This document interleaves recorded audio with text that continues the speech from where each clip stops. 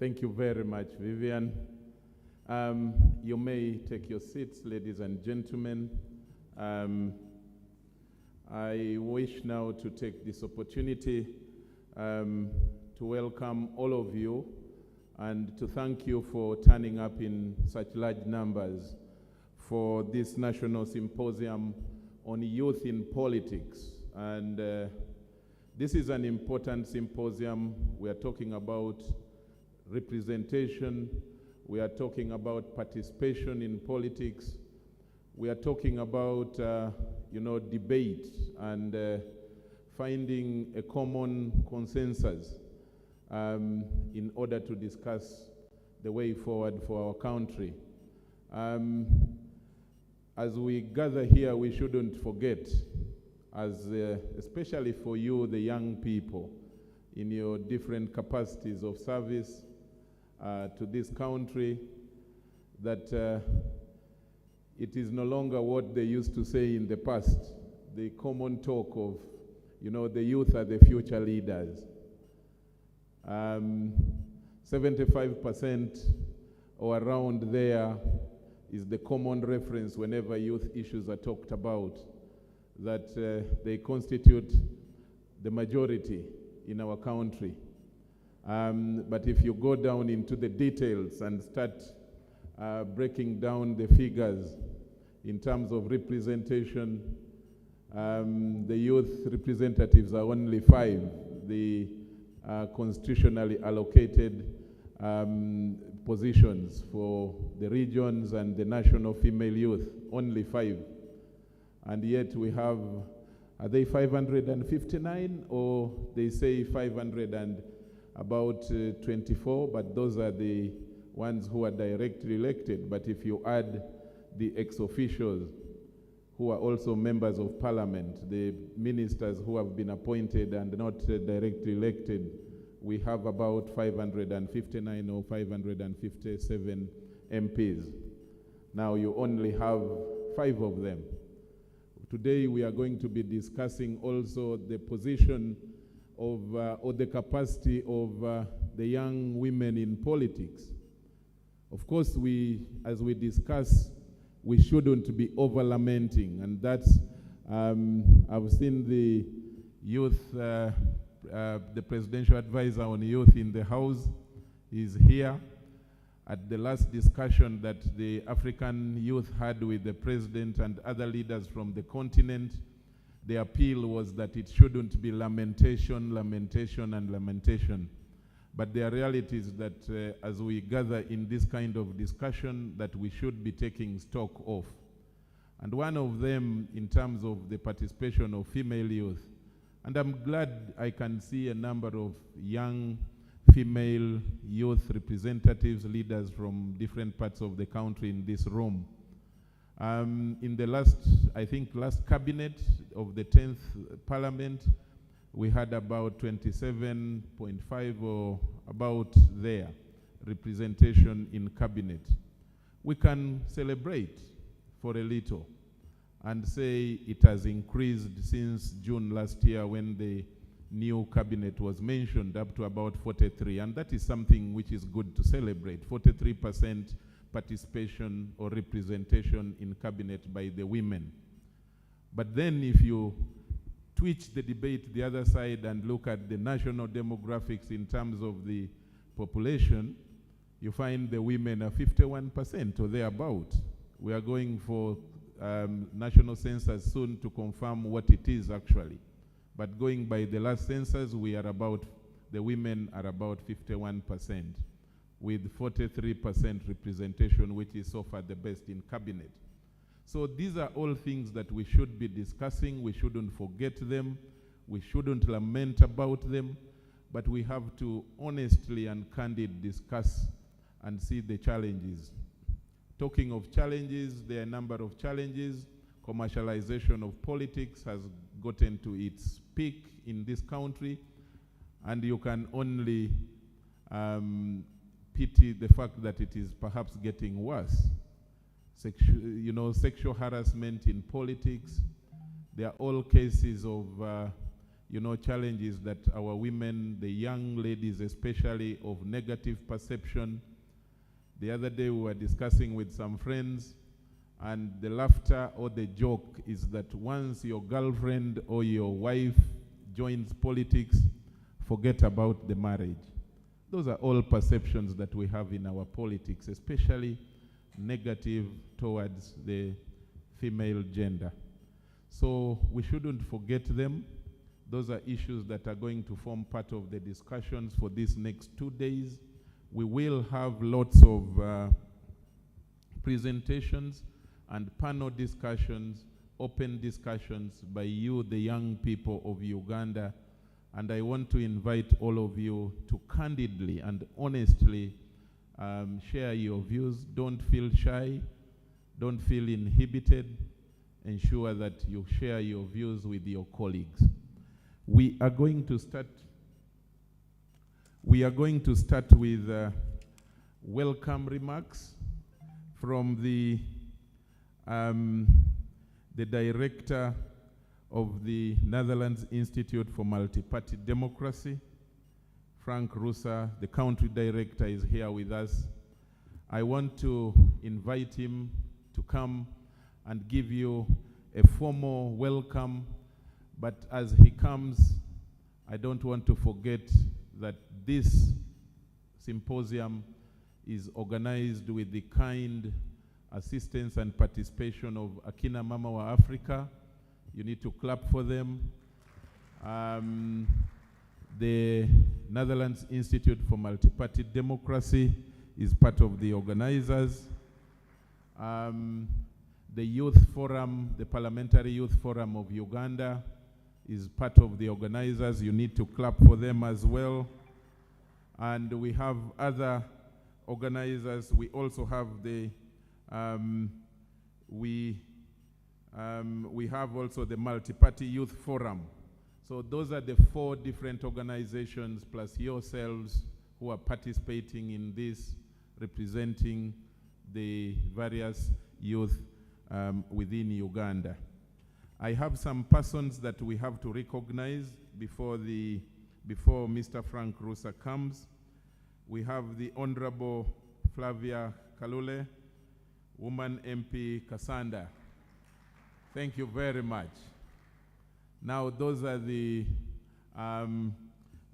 youth who have decided to take the to take the challenge on, and they have challenged the other stronger people in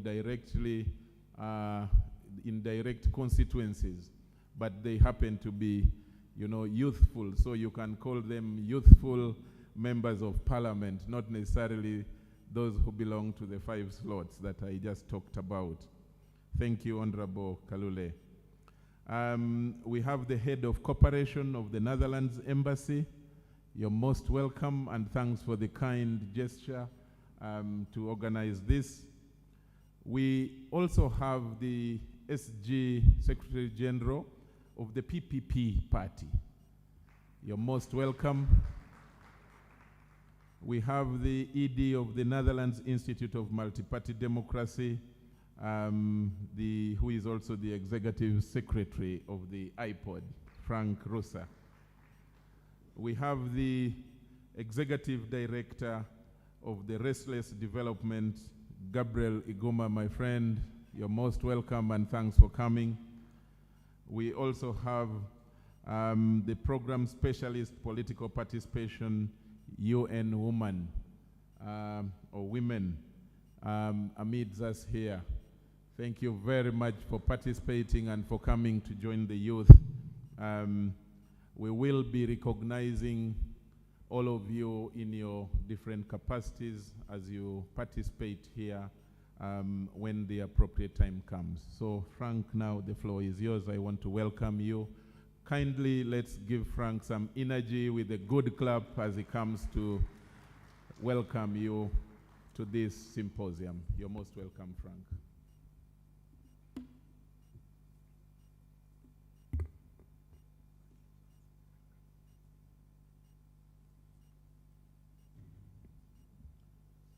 Thank you very much, my brother Charles Odongtho.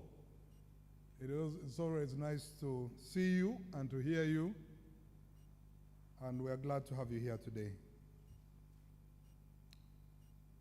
Our guest of honor, the chief guest, is not here, but I'd like to recognize him, the Honorable Adolf Mwesige, who is the clerk to the Parliament of Uganda, honorable members of Parliament that are here, Secretaries General of the political parties of Uganda present. We're expecting more to join us. The head of cooperation of the Netherlands Embassy, Jos, and your team, and your colleague, we are glad to have you here. The leaders of youth leagues of political parties, our colleagues in civil society, leaders of the different civil society groups, organizations that have a keen interest in the working with young people who are here. I can see quite a number of you. I'll not pick you out as individuals, but we are all glad to see you here. Our friends our partners who we are working with to do this symposium, the Akina Mama Afrika, that is a very big partner of NIMD in Uganda. Akina Mama Afrika is a feminist organization that is very focused on leading the charge on women transformational leadership. And they're doing a great job. We are glad to have partnered with you on this. We also have the Uganda Parliamentary Forum on Youth Affairs. This is not just members of parliament who are youth representatives, but all members of parliament that think that youth issues are important are subscribed to this platform. It has over 140 or thereabout. So it's quite a big group of people in parliament, leaders who are really interested in young people issues. So we are very glad to also be working with them on this. Then obviously we have got the Multi-Party Youth Platform, recently inaugurated, bringing together political party leaders from the 7 political parties that are represented in Parliament, but also working together with civil society, with the National Youth Council, which is a national representative elected organ of youth leaders across the country, and the Uganda National Students Association. All these formed the Multi-Party Youth Platform, Youth Forum. So we're also glad that they are here with us.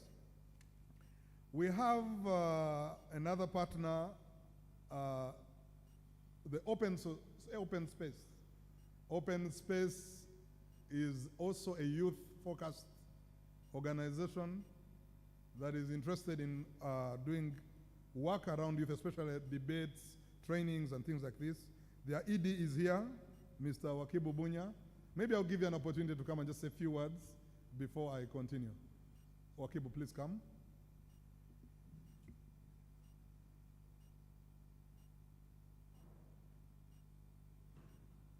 Thank you very much, Frank. All our invited guests, the members of parliament present, the representatives from the Dutch embassy.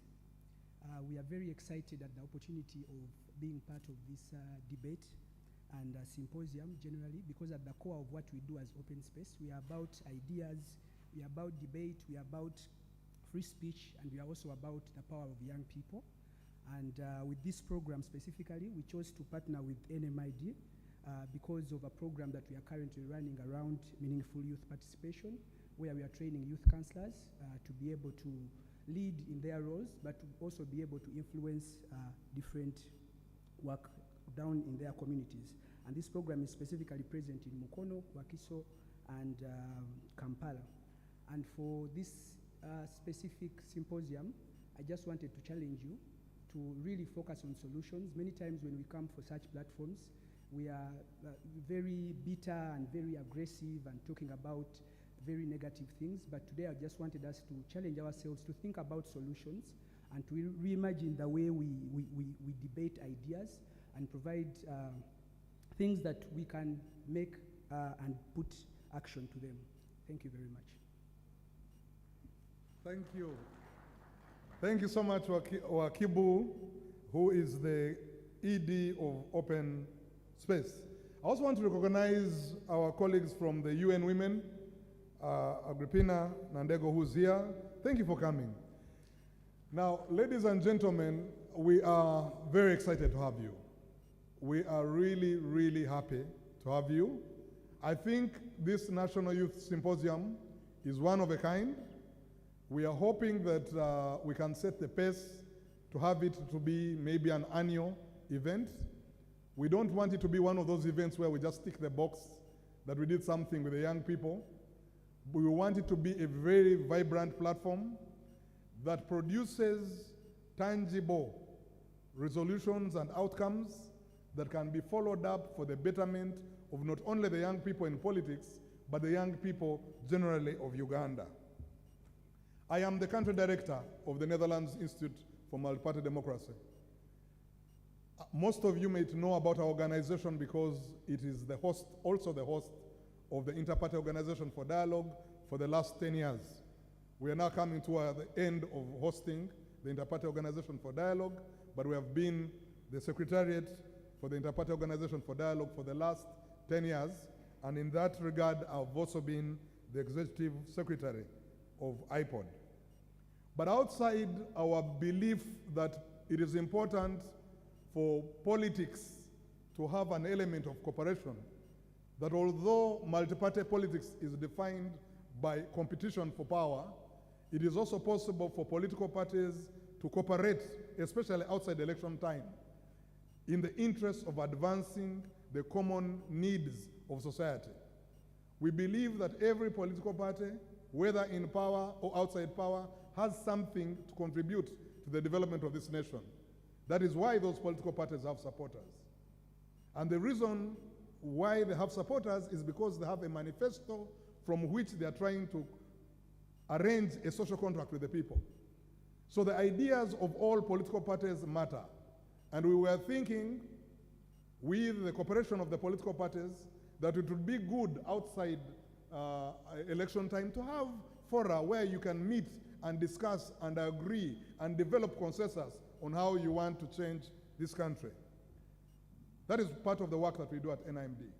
But another piece of work that we do is to strengthen political parties to be effective drivers of change in society, to aggregate the views of the people, translate them into policy, advocate for those policies, and change the lives of Ugandans. We do this through many ways. We have many programs to support youth leagues, women leagues, delegates conferences, internal democratic processes in political parties, and many other interventions. We have been doing this work with the generous support of many development partners, notably the Democratic Governance Facility, the Dutch Ministry of Foreign Affairs, and others. In the next 4 years, between now and 2025, the Netherlands Institute for Multiparty Democracy, working with Akina Mama or Afrika, are implementing the Power of Dialogue program in Uganda. And central to our Power of Dialogue program is the issue of youth inclusivity in politics and public processes. We have put a special focus on young people and women in politics. As Charles has told you, we will have a lot of debate here on what it really means to have effective participation of young people in politics. Is it a question of numbers? Is it a question of giving them more seats in the different spaces? Or is it a question of seeing their voices in the mainstream discourse of public policy? What do we do beyond giving them seats to see action? What does it take to make politics work for the majority of young people of this country? These are the kind of debates that we're hoping to hear, and these are the kind of conversations we want to have. So this National Youth Symposium was designed with this in mind, that we get political party youth leagues civil society leaders, members from the international development community, our leaders in the parliament, elected leaders, and other opinion leaders in society to tackle the youth question of this country, at least the youth in politics question. What can we do to have effective youth participation? What can we do to have an inclusive decision-making process taking root in this country? What can we do to make politics work for our people? This is not a question that can be answered by anyone individually. We believe that this is a question we can answer collectively. We have a lot of resources in this room. We have got energy in this room. We have got lots of experience in this room and different ideas in this room. I hope the next 2 days can be applied to coming up with a solid way forward on this very important issue.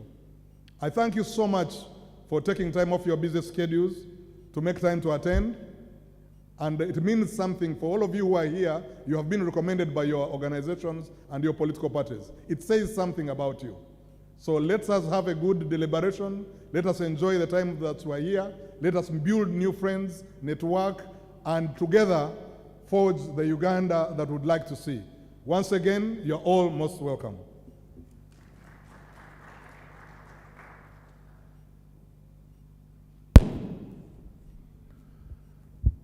Thank you very much, Councillor Frank Rusa, for that opening remarks. I now want to invite Hawa Najobe, a young person who is going to give us a poem from the young people. Is Najobe here? Hawa Najobe?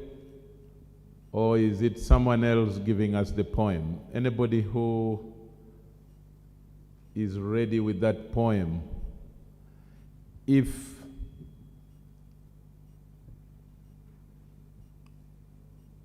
Okay, maybe Hawa is not yet prepared.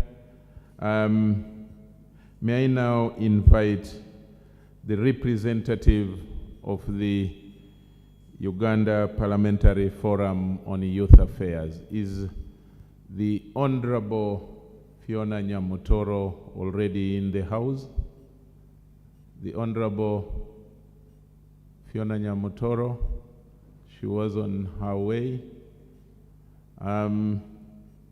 If not yet here, those of you with the program is indicating one of your MPs, Honorable Court Boniface, but a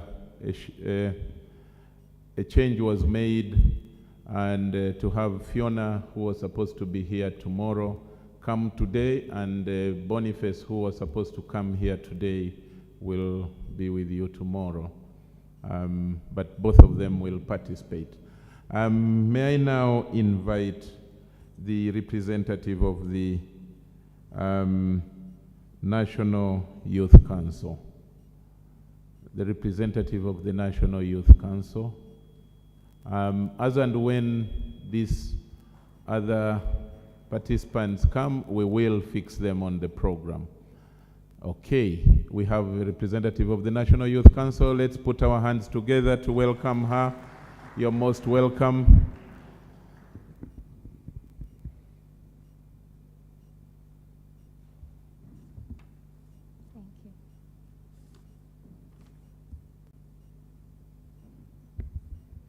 Thank you so much, moderator. The guest of honor, our members of parliament present, representatives of the diplomatic corps, secretary generals from the different political parties present, national executive committee members of the National Youth Council, the National Youth Council members present, President UNSA and your executive committee, chairpersons of the different youth league from the different political parties, the Multiparty Youth Forum members here, youth leaders, everyone in your capacities, ladies and gentlemen, A good morning to you all. I greet you all, and I must say I am delighted to be before you this morning on this great occasion. I am Nancha Esther. I am a veterinary doctor by profession, and I am the vice chairperson to the National Youth Council. Apologies, the chairperson could not be here because of health issues, but yes, I'm here to represent the National Youth Council on his behalf and on behalf of the young people of Uganda.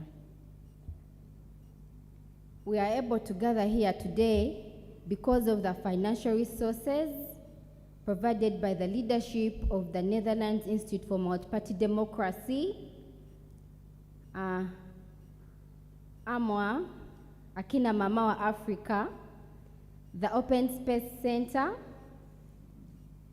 as well as goodwill of other people, youth leaders from the different political wings, political parties, Uganda Parliamentary Forum for Youth Affairs, the National Youth Council, UNSA. So all of you, whichever role you have played to see that we have this activity and this occasion successful, we are really grateful. And to the young people, I kindly request that we applaud our esteemed funders, because for sure, they have not left us out. They have always had our cry to make sure that you have safe spaces like this one, where the young people can freely interact and share more about what they want to do in their country. So I begin by thanking each and every one of us, whatever you have done in your capacity to see this occasion successful. We are so humbled as the young people of the generation, future leaders of the country. I know many of us might not have been to Mestil, and some of you may be here for the first time, especially some of the young people. But regardless, we are all here. We have all come here. And I request that we focus more on the cause of the gathering, such that at the end of the day, whatever we esteem as our outcomes, whatever we expect to be achieved out of the occasion is actually achieved. So I call upon the collaboration of the young people to concentrate more on what has brought us for the 2 days, such that we achieve out of it. The questions we intend to ask ourselves and discuss here are timely, depending on the situation of our country.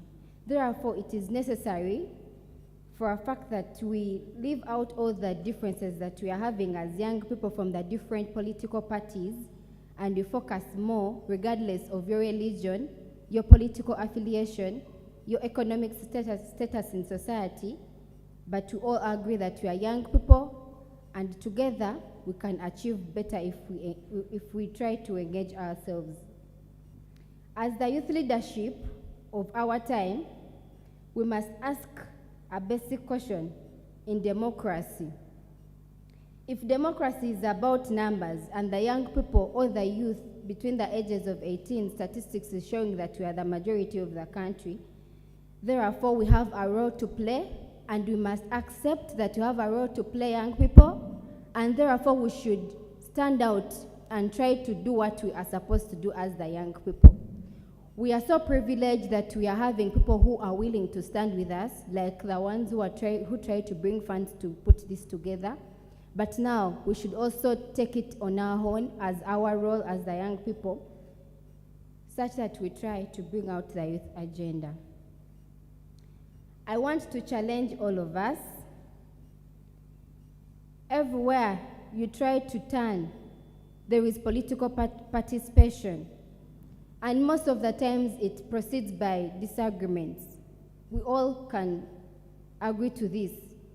Whichever election you go to, there are different people participating from different political parties. But we go through without agreeing with all of them, but whoever goes through, we are not even agreeing with whatever they are doing. But at the end of the day, there must be something that we must achieve. And also, we need to be organized as the young people. If we are to achieve a lot out of our country and if we are to push our country forward, then we need to find a way of organizing ourselves such that we have our agenda as the young people. It is high time that the young people of our country set our differences apart. Those are just colors.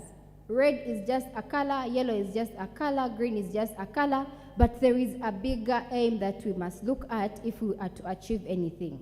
And that is why I would like to encourage the young people to use this as an opportunity to achieve and have the agenda, and then we have the youth agenda such that at the end of the day, we have achieved as the young people of the country with our political differences put aside. I want to challenge the young people. We should choose to take the hard way. It is not usually easy if you want to achieve, but once you set up the goals, all this political division that is causing that is really putting us back, can be actually outdone if we decide to do so. We must do it the hard way and ensure that we look forward united. United we stand, divided we shall all fall, and our country is in our hands, young people. Because the elders are actually going to go anytime, but it is us to either make our country great or to fail it. For us, we have chosen to try to engage, to use all platforms. As the National Youth Council, we have chosen to try to use all platforms that we can to engage the young people in activities that benefit them. But then we have also to change, you as a person, as a young person, must change your mindset to ensure that whatever you must do for the development of your country, you do it with all of your energy, with all of your efforts, without division, either political, religious, cultural. Let us know that we are one person, and together we shall achieve better. Lastly, I thank all those once again who have done anything to ensure that this occasion is successful, and I wish the young people of the country a very good deliberation session. I know you are very bright people. I know you have very good ideas. And I request that you kindly put those very good brains to use such that we achieve whatever is destined for this occasion. I welcome you all and thank you all. Thank you.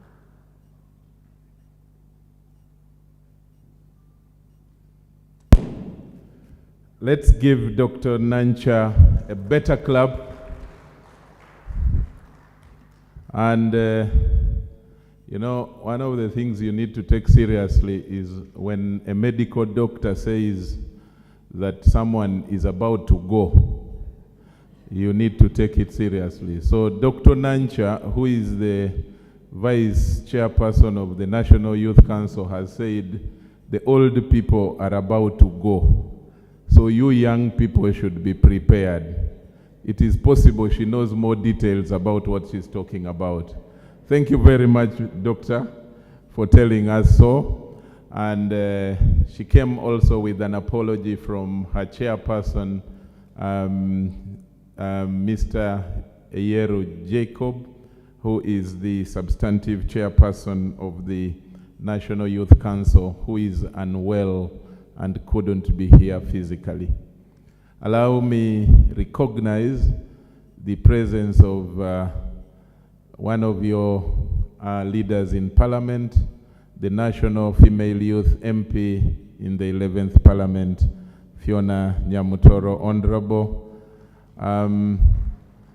Fiona, shortly I'm going to invite you, but since this is a young people's thing, don't tell them the blood relationship you and I have, because otherwise they will think I'm too old to be here and about to depart.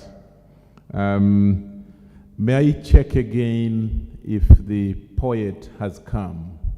The poem that we are supposed to have, if the poet hasn't yet come, how about the representative of GEMA? is the representative of the president of JEMA party here? If not yet here, then allow me now welcome Honorable Fiona Nyamutoro to come and speak to you. Honorable Fiona, we delayed a bit to start because we were waiting for your other colleagues and yourself, and thanks that we thank you that you managed to make it. You're most welcome. Thank you very much, Uncle Charles. I was not supposed to say that, but I have called him that all my life, so I don't know how not to say that. My honorable colleagues, the various dignitaries in your various capacities,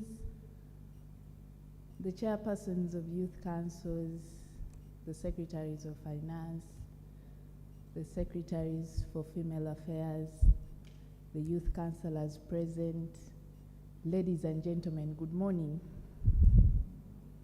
This room is looking fresh this morning, but the energy is so low. What's the problem?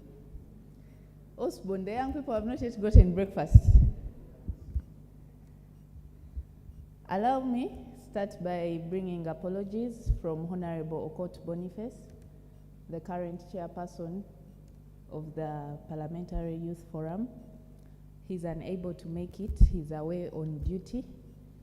And the other colleagues, the regional youth members of parliament, will be joining us shortly. They are also caught up on different assignments. Ladies and gentlemen, it's my privilege to be before you this morning.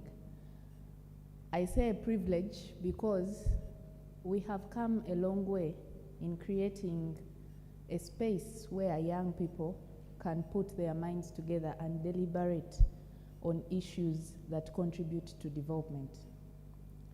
It has been a long journey for young people to stand up and have their voices heard. I always laugh when I hear critics outside there saying, what is youth leadership in Uganda doing? All they do is converge in conference rooms and eat nice food. I wonder if these very conference rooms were present during the times of Uncle Charles.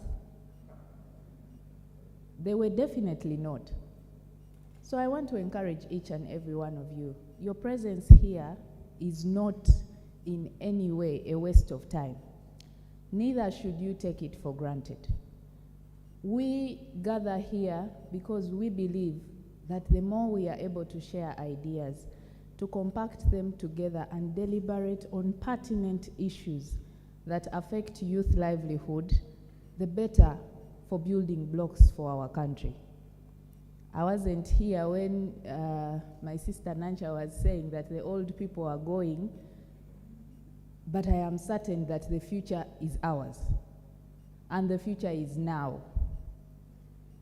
The earlier we have young people get passionate about leadership, rise up in different spaces and express themselves, the earlier we have young people stand up for causes that are actually the core of this country's moving forward, then we can say that as young people we are ready to take charge. If we have not yet reached that point where each and every one of you is uncomfortable about a situation in their community, in their society, where each and every one of you as a leader in an elective position or not takes the responsibility to speak out for the rest, to identify issues and contribute to solutions that can make a better tomorrow, then we are not ready for the future. Perhaps we could go on with a generational clash and say the ones behind us should come and take over.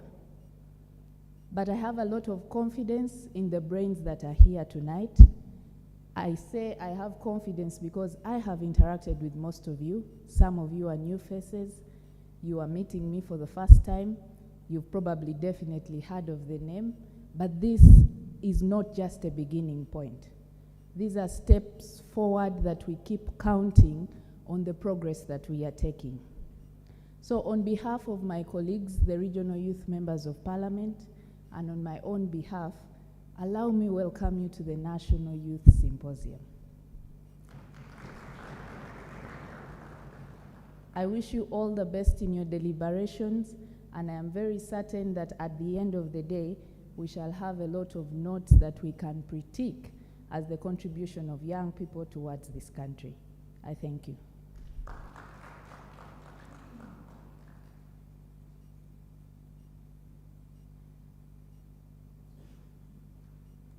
Thank you very much, the Honorable Fiona Nyamutoro.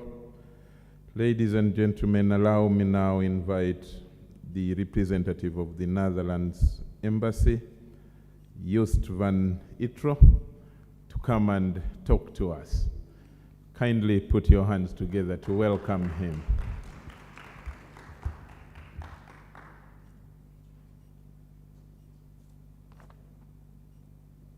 Thank you, Charles. I regret I can't call you Uncle Charles. It sounds so nice, but at least we share a table. Honourable members of Parliament, Secretaries General of political parties, Chairperson of the National Youth Council, all CSO leaders here present, youth leaders of the political leagues, the media fraternity, government officials present, ladies and gentlemen, and of course also not to forget development partners present. Good morning. On behalf of the Netherlands Embassy, I thank the Netherlands Institute for Multiparty Democracy, NIMD, Akina Mama Afrika, the Multiparty Youth Forum, the National Youth Council, and the Uganda Parliamentary Forum of Youth Affairs for organizing this vital and timely symposium and for inviting us to participate in it. I'm very impressed by being here today with such a distinguished group of young leaders. From your eyes and your faces, I think I'm seeing a much, much brighter future of our world of tomorrow. And I believe you will be standing or sitting on this podium next to me and in many important positions of our community to lead this world. The Netherlands Ministry of Foreign Affairs has a long relationship with the Netherlands Institute for Multiparty Democracy, spanning over 10 years supporting its work in various countries. In Uganda, NIMD has been a key partner to political parties through its support for the dialogue on the iPod and the various projects designed to strengthen organizational capacities of political parties in Uganda to build their structures and capacities for enhanced participation in democratic processes. With financial support from our ministry in 2020, NIMD and 5 other partners, including Akina Mama Afrika, received support to implement the Power of Dialogue program.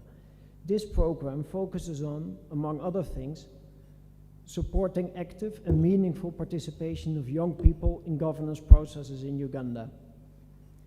This youth symposium is well aligned with overall objectives of the Power of Dialogue program that works to empower young people across political barriers to constructively make important contributions to the national development. We believe that sustainable development can only happen where young people are put at the center of the political and economic processes. We all know that Uganda has a very young population, with approximately 78% of its total population being under the age of 35 years old, making up nearly half of all registered voters in Uganda. That is approximately 6.4 million young voters. It is therefore an important constituency that cannot and should not be ignored. While the youth in Uganda and the world over continues to experience a range of challenges in health, education, youth unemployment, interventions such as this are pivotal in building necessary capacities of young people to look beyond their political and social differences as they work together to forge the common future they aspire to. Coming together as youth will give you the voice to put your needs and your priorities and aspirations high on the agenda. You may differ on how to tackle them, but you can set together the agenda in this country. Government interventions, like the recently launched Paris Development Model, could hold lots of potential for young people, if properly used. It is therefore important that young people are well organized and supported to play meaningful roles in the implementation of these important initiatives for their own benefit. I'm therefore pleased to learn that young people from different political parties have come together in the Multiparty Youth Forum to work with other young people in civil society to promote the common interest of young people and to elevate their chances of benefiting from the available opportunities. The National Youth Symposium seeks to create a safe space for transformational reflection to promote and safeguard democratic governance, through which young people can meaningfully contribute to the political design and influence of this beautiful country. And central to this is for young people to reinvigorate the debate regarding their role in the political leadership, governance and development of Uganda. Ultimately, this space and engagement will strengthen the transformational leadership capacities of youth and young women in politics and thereby positively contribute to the national development. Ladies and gentlemen, allow me to close in the words of Archbishop Desmond Tutu, whose passing we mourn this month. Do your little bit of good where you are. It's those little bits of good put together that overwhelm the world. So once again, on behalf of the Netherlands Embassy in Uganda, I thank you very much for inviting us, and I wish you fruitful deliberations.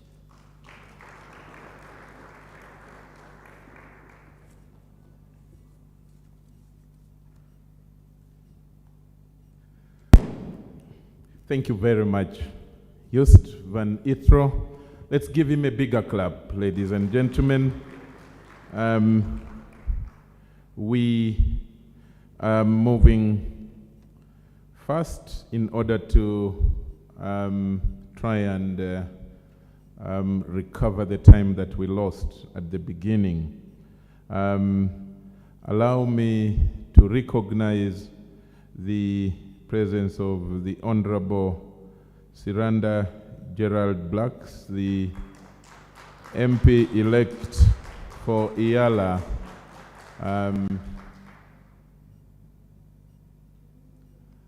Ladies and gentlemen, I'm advised.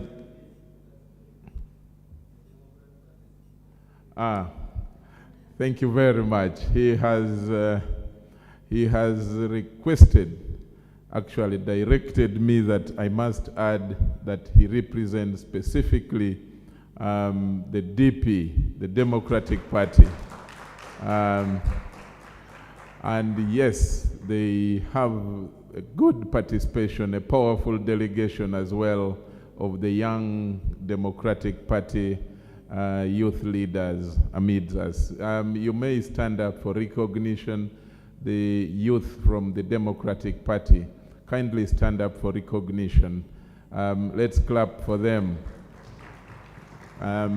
Thank you very much. Thank you for participating. And you have heard what the speakers have all been saying. The problems or challenges, if you like, of the youth are of common interest to all of you, the young people, more than the differences of the approach that divide us. So that's very important that you participate. I've been informed that the poet is here with us. May I now invite Hawa Najobe before we go into the panel discussion. Hawa, you're most welcome. Ladies and gentlemen, let's put our hands together to clap for her. The much awaited poem. Please come and show it to them. You're welcome. Okay, thank you very much. All protocol observed, good morning in your respective capacities. Good morning. Yes, I love energy. My name is Hawa Nanjobe Chimbugwe. I am going to recite a fusion of two poems, both written by me. One is called We Are for the Future, and the second is called Mirembe, they call it. Yes, and I will also be having a show on the 8th of November at the National Theatre. I'm inviting all of you. Please enjoy. The universe is becoming warmer than its inhabitants. Us not being exceptional within it is our habitat, a habitat that can't prevent us from feeling cold. At fellow humans we scoff and scold, yet cunningly we continuously urge humanity to behold, for we are told we are for the future. So if this world hates you, know that it hated me first. NNC bwebanga ya kuchawa manya yatandikira kunze kama dunia imekuchukia jua natangulia na mimi. If this world hates you, know that it hated me first. Prized out of me its trust, so never do I quench my thirst. Because above me is gravity and below me is upthrust forces that pull and push me away. It's through hell and high water that I find my way to a path filled with skulls, corpses, broken glasses, jumping, skipping, hoping I trot, and I cave into a place I would never crave, the grave, to finally piece the pieces within. But I lay restlessly herein, I lay restlessly herein, I still hear the Homo sapiens on the other side. I hear men crying like women for what they can't defend. I hear men becoming women in bid to mend the rent they fail to mend. I envision them walking with thine eyes covered with nets, pockets full of pistols filled with bullets, hearts out of their thoracic cavities, heads raised on top of their necks. I envision their souls collapsing in unrelenting agony, trying hard to crawl out of this mess, not to lose face, but it's too late. We are verily in total loss, mate. Innocent people lose lives to calamities so artificial, guilty ones acting superficial. I'm compelled to ask myself, what is this? What happened to shalom when harmony and laughter were louder than silence? But now life is worse than a death sentence. We live but as survivors, existing only because Syria, Libya, Palestine, Cameroon, DRC are not our residences. All we do is tweet and Facebook about their occupants' incidences and still remain with the moral audacity to introduce ourselves as human beings. I guess this is what they mean when they say there is a difference between a human being and being human.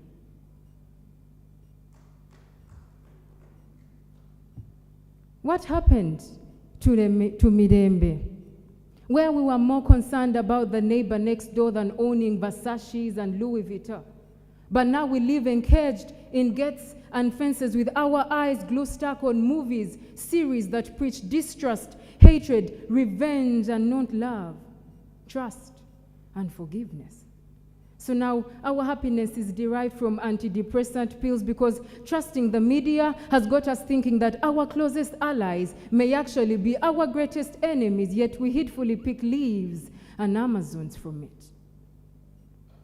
Woe unto us for now, our minds browse and process evil, perceiving it as good business.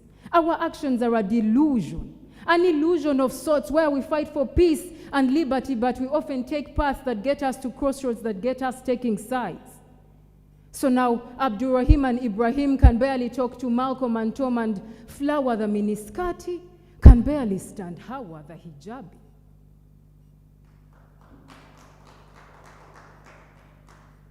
What happened to Salam, where unity was an SI unit of humanity? But now humanity has been streamlined, narrowed to flow along religious, cultural, racial, political, technical know-who lines, unaware that all these are impositions we are born into, and before all that, we are all humans. But we proceed by all means to live like a nest of cockroaches, contaminating and predating whatever surrounds us in the absence of light, while hiding in crevices and camouflaging in the absence of darkness. The only difference is cockroaches do not discriminate. So I'm now unlearning to relearn, to give peace, salam, shalom, and mirembe, not as just names, but attributes. I'm seeking to give peace, salam, shalom, and mirembe. Peace.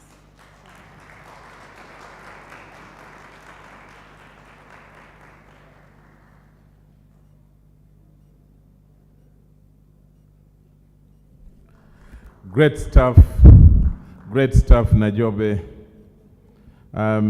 Thanks a lot for the poem, and it was worth the wait. Let's give her another round of applause.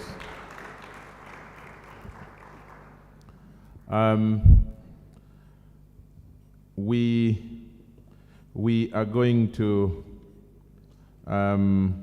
start our presentations, and we are going to soon be joined by the chief guest and the government chief whip, who will talk to us when they come in.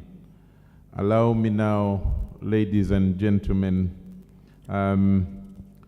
start with the keynote address that is going to be delivered by Councillor Frank Rusa, the Executive Secretary of IPOD and Country Director for the Netherlands Institute for Multiparty Democracy.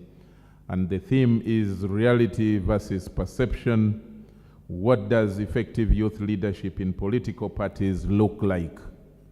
Frank, you're most welcome. We are all ears. And that will usher us into the panel discussion. And I'm informed that the participants on the panel discussion are all present already. But may I confirm, so that once we start the roll, that we don't break the flow. Is David or Alira in? David is in. Thank you very much.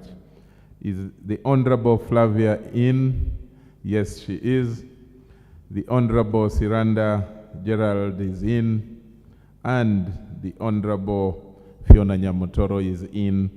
So we will be hearing from them on their different experiences that they will be sharing with us as lived, and the realities following the keynote address and presentation by Councillor Frank Rusa. Frank, you're most welcome once again. Let's put our hands together, ladies and gentlemen, and welcome him and listen to him earnestly.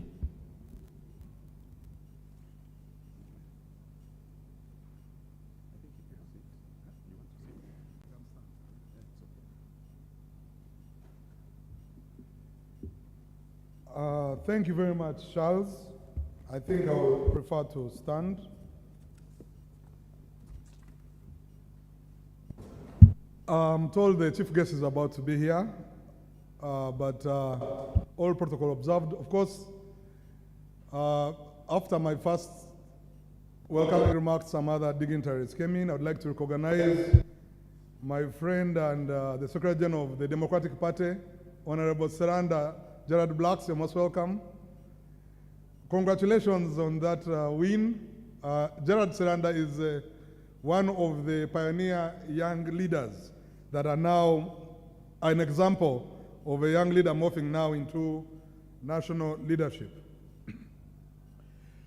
So, ladies and gentlemen, all protocol observed, thank you so much for coming and for being here. Mine this morning is to give my thoughts and to stimulate a conversation, to set the pace for a conversation I would like to have on the issue of effective youth participation.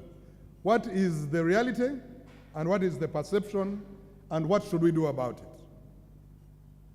I come to this conversation from a standpoint of my exposure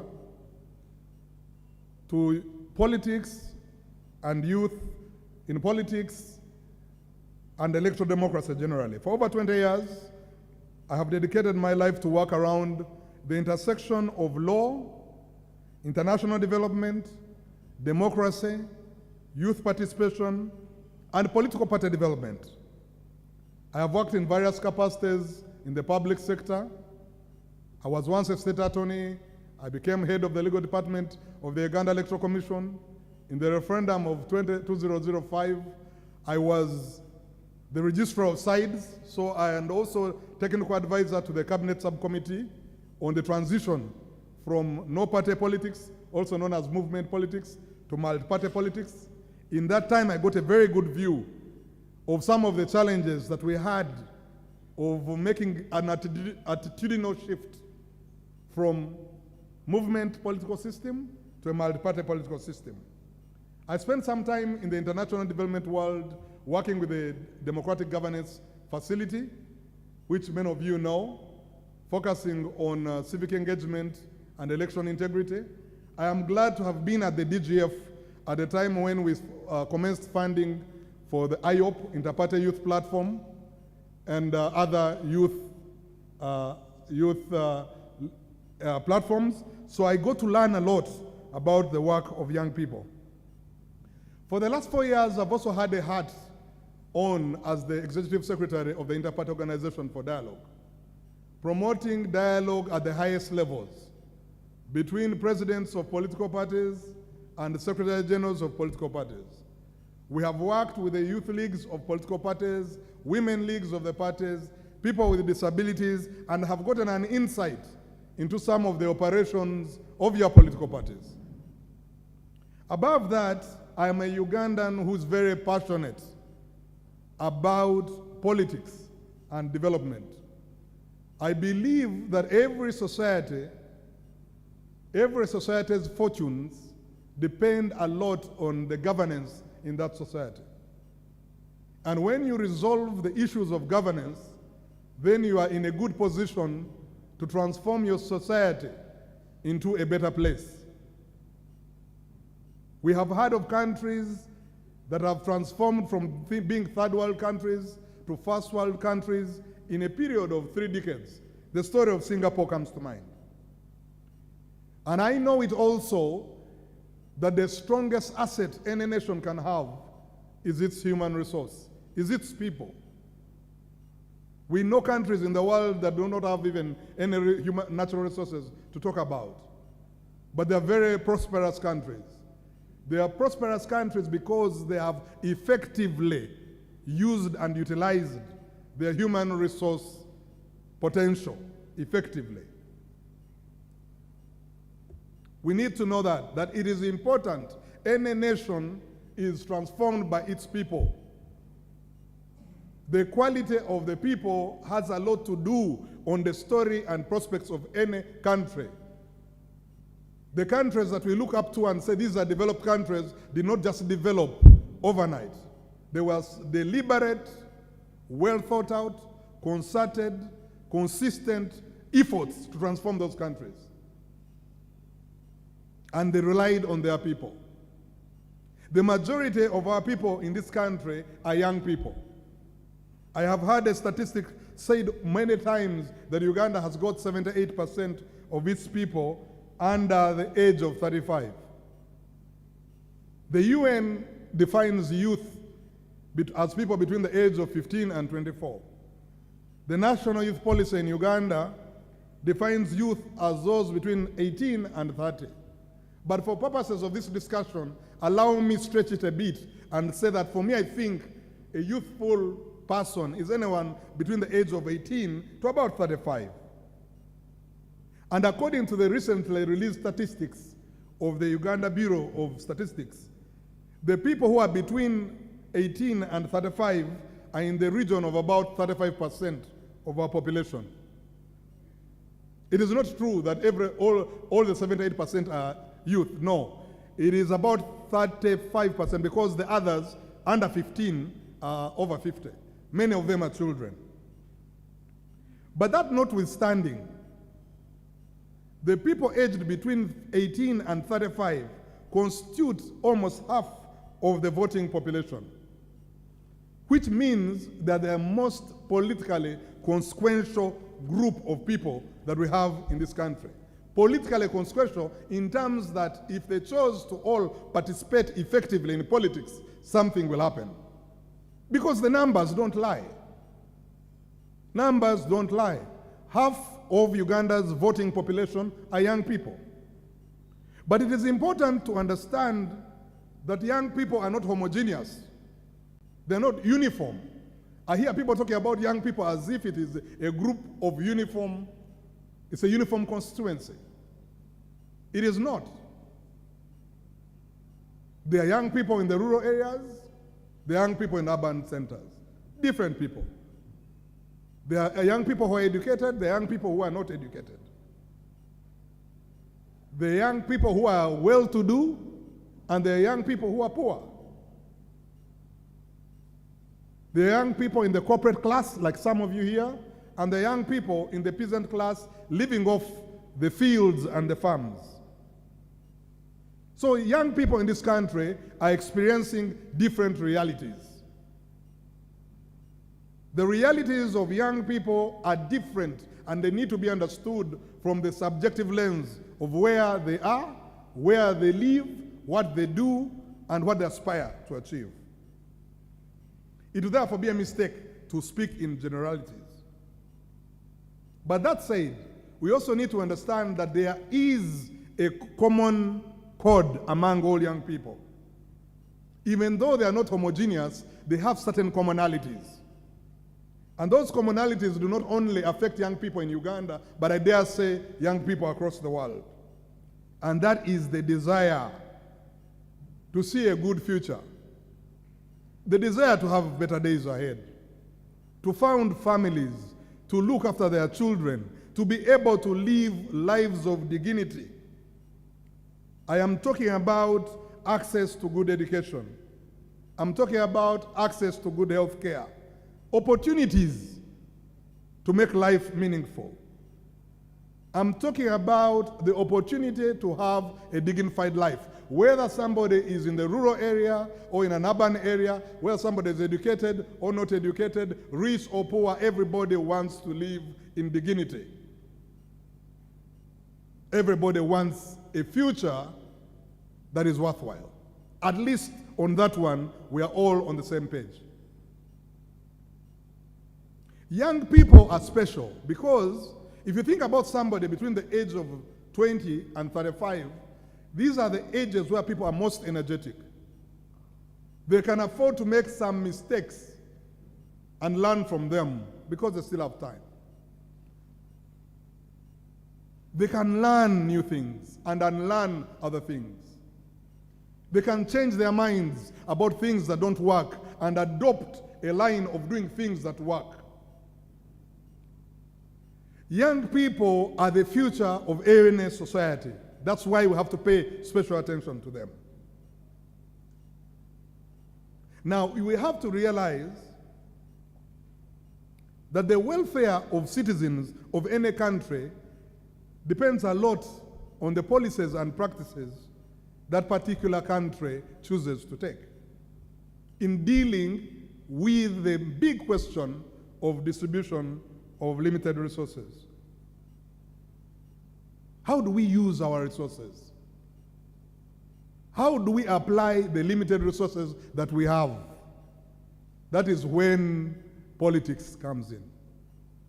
Politics comes in when we start thinking about resources and how we are equitably using those resources to transform our society. For purposes of this discussion this morning, ladies and gentlemen, let me use the working definition of politics that I picked from Wikipedia. And politics, according to Wikipedia, is activities that are associated with making decisions in groups or other forms of power relations among individuals, such as the distribution of resources and status. In that definition, there are key words that I want you to pay attention to. Groups, decisions, and distribution of resources. That shows you how important politics is. That shows you how important politics is. How do we make decisions to affect distribution of limited resources in a manner that is equitable, that will have the impact of transforming a society? But even better, that shows you how important it is to have the biggest constituency, the most politically consequential constituency involved in that discussion. That means it is important that we ask ourselves, are the young people meaningfully participating in politics? I want to underline meaningfully participating.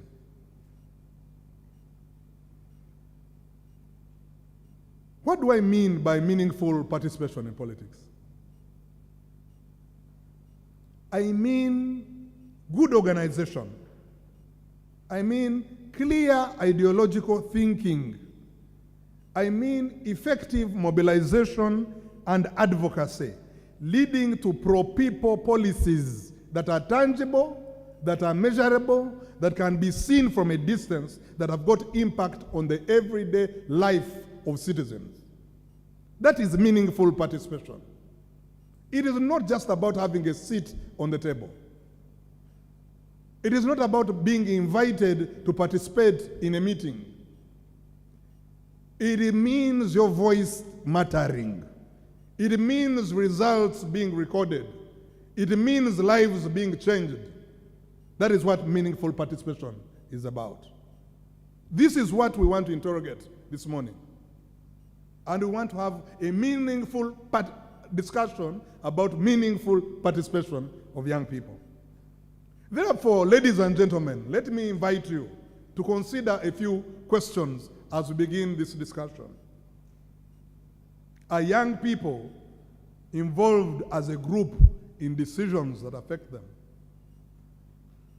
even in their own political parties, even in the district councils, even at the national level, even in the communities, even in the religious circles? Are young people involved as a group meaningfully in the decisions, in coming up with the decisions that affect them?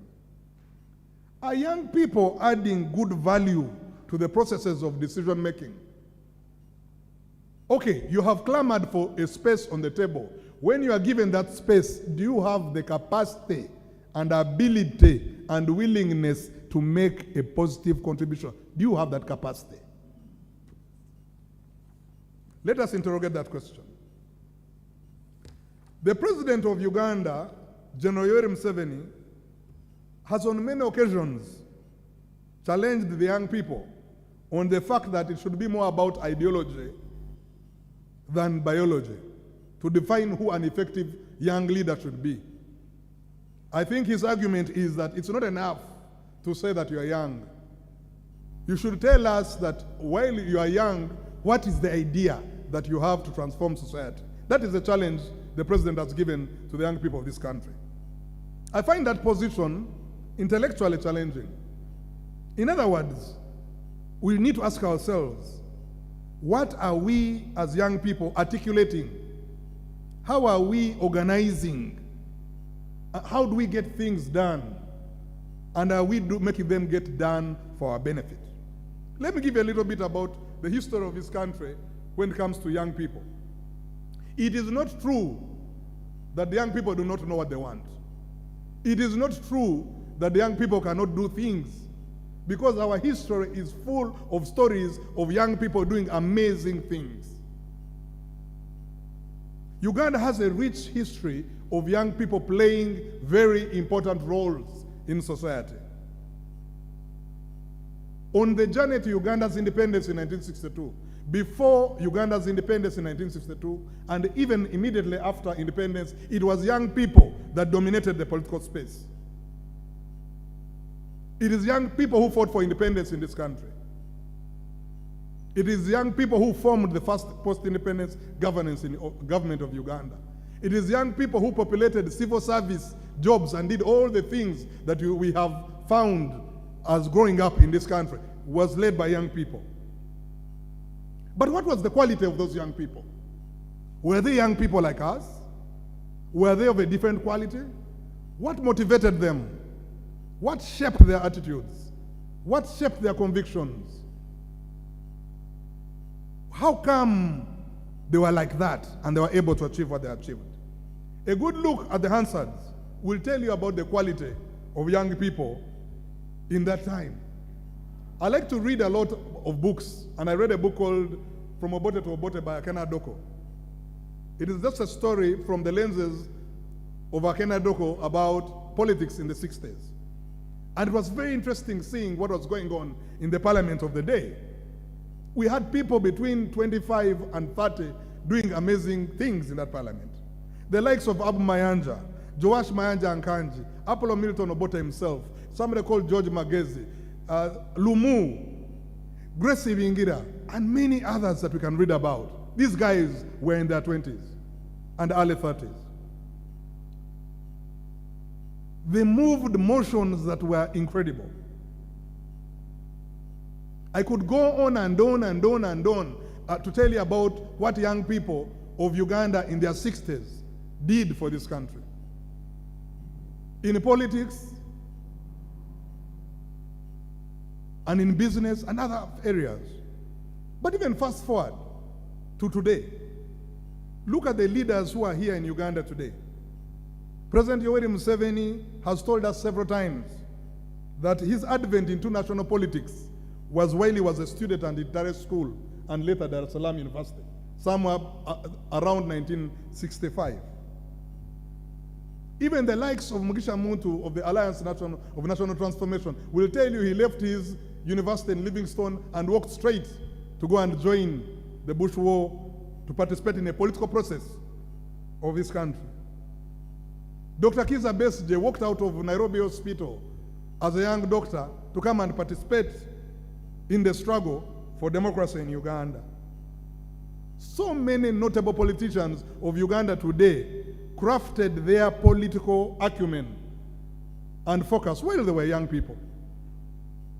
Very young people, some of them.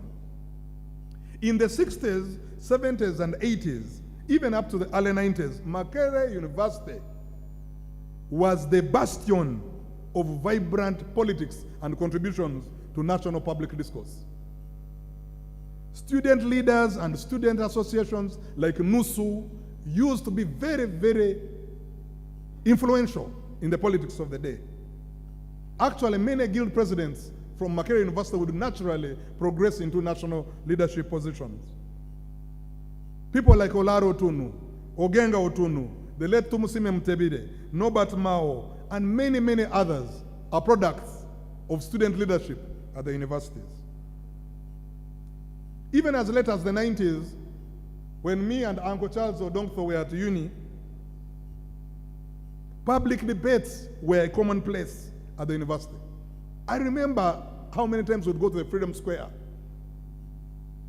to have debates with the like of the late Nobo Mayombo, the Honorable Kahindo Tafire, the Honorable Cecilia Ogwal, the late Professor Kajabagu Karusoke, debates on a wide ranging of issues, privatization, structural adjustment, multipartyism, all sorts of debates.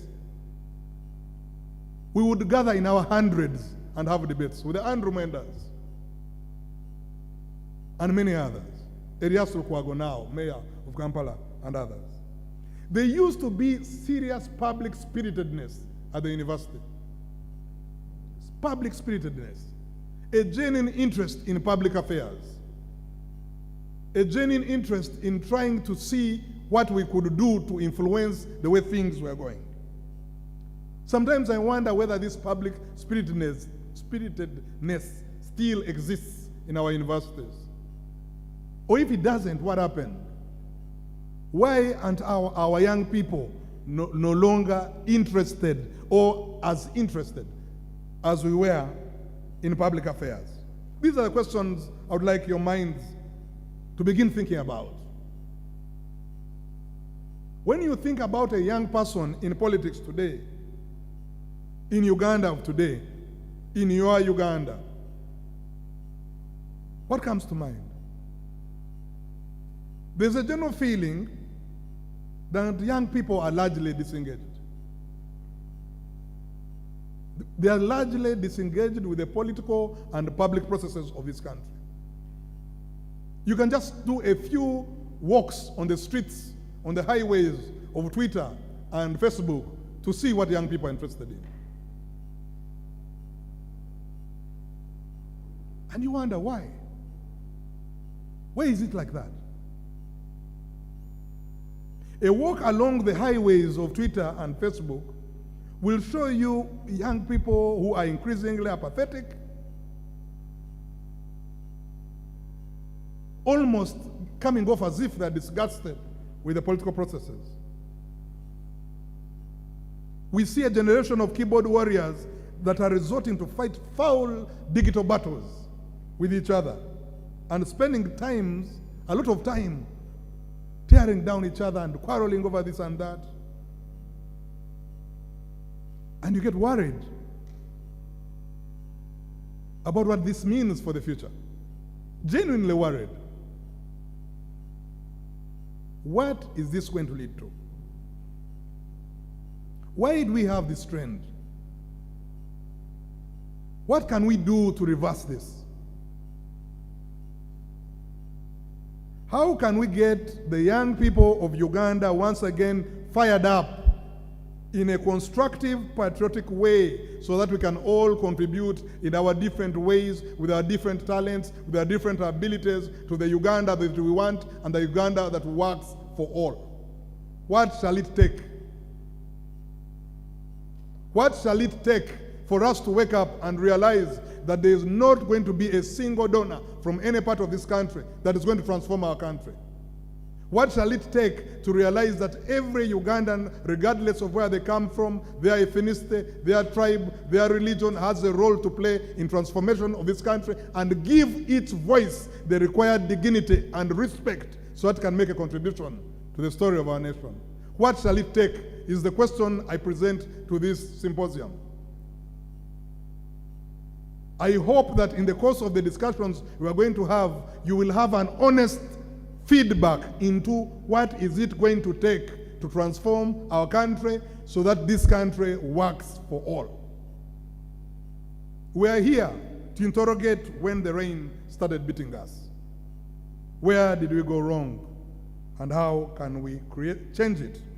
There have been many spaces that have been created for young people to participate in politics. I told you when I was at DGF, we worked very hard to see IOP start, the Interparty Youth Platform. We did a lot of work with IRI, with young people. There's so many things going on for young people in civil society. You've heard our colleague from Open Spaces telling you what they're doing with young people. I do not even agree that there are few positions for young people to participate in politics. No, there may be few positions in Parliament, 5 members of Parliament, but there are so many positions in the local councils where young people can participate. This country has over 2 million elected positions. Do you know that? We are one of the most led countries, if I may use such a word. Every 20 Ugandans, one is a leader. So there's so much space for elective positions. There's a whole elaborate structure of the National Youth Council with so many positions, and many of you are coming from that. But has the increased number of elected leaders who are young people changed the story of young people in this country? Why is it that we are not translating these positions and sitting on them into serious dividends for young people in this country, in terms of sharing the national cake, in terms of real tangible things that mean things to the everyday person? Could it mean that we're focusing a lot on quantity and not quality? All the main political parties in this country have got youth leagues. All of them, all the main ones, at least the 7 who are in Parliament. And those youth leagues are populated by people who are routinely elected. How much do these youth leagues influence the policy positions of their parties? or what happened, what is captured in a party manifesto. I'm glad we have got Secretary Generals who are here. Maybe they will tell us how much do young people feed into how parties run in this country. Is it enough just to have youth leagues? How do we make youth leagues effective in political parties? I really thank the Secretary Generals who are here because it shows that you're interested in young people, and I hope we shall have a good conversation about that. We see youth very active during campaign seasons. Very active on social media, even physically, in campaign rallies, mobilizing people, sometimes even, unfortunately, being used in violence during elections. And after elections, they're discarded and forgotten. Their voices disappear. Why are their voices disappearing? Are they gagged or they are not proactive enough? What is causing this gap? This thing that puzzles us of the majority being the weakest. Why? Why is it like that? These are questions for you.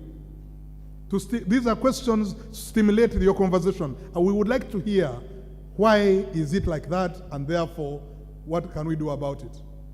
I've often told my colleagues in the various strategy meetings that we have that if you cannot diagnose the problem correctly, forget about attempting to prescribe a solution to it. If you cannot go on the drawing board and put your finger on what the problem is, forget about having the ability to prescribe a solution. Because you can't. You just can't. We need to go back to the drawing board to find out when the rain started beating us, as they say. I have had young people many times come to me and say, Mr. Rusa, can you help us get a seat on the table? Can you help us get our voices heard? And I'd say, that's okay. It is one thing to demand for a seat on the table, but it's a whole different ball game to make good use of that seat on the table. What do you want to say? Have you researched what you want to say? Have you developed your capacity? Have you invested in utilizing that seat that you are clamoring for? Because otherwise you'll just become a statistic. They'll just say there's so many young people here. But what are they doing? Think about that. What are the young people advocating for? I told all these leaders of yours, the ones who have been working with, whenever they would tell me that the problem is resources, I said, that's not true. That's not true. The problem is lack of good ideas. Because the moment you have good ideas, ladies and gentlemen, I can assure you, and you can take this to the bank, resources will follow you. The day a good idea like the Multiparty Youth Platform came about, do you see how resources are following you? Why are we here? Good ideas attract resources.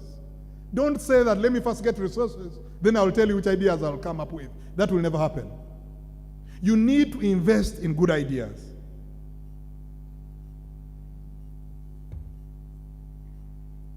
So I think that some of the questions, if we are to make this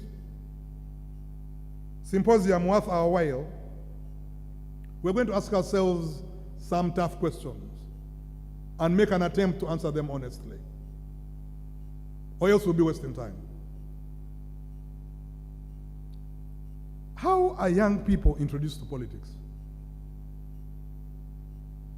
What are the incentives to participate in politics today? We know about the incentives in the past.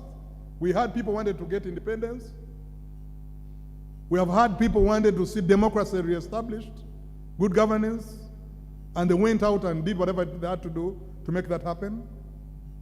What are the incentives today?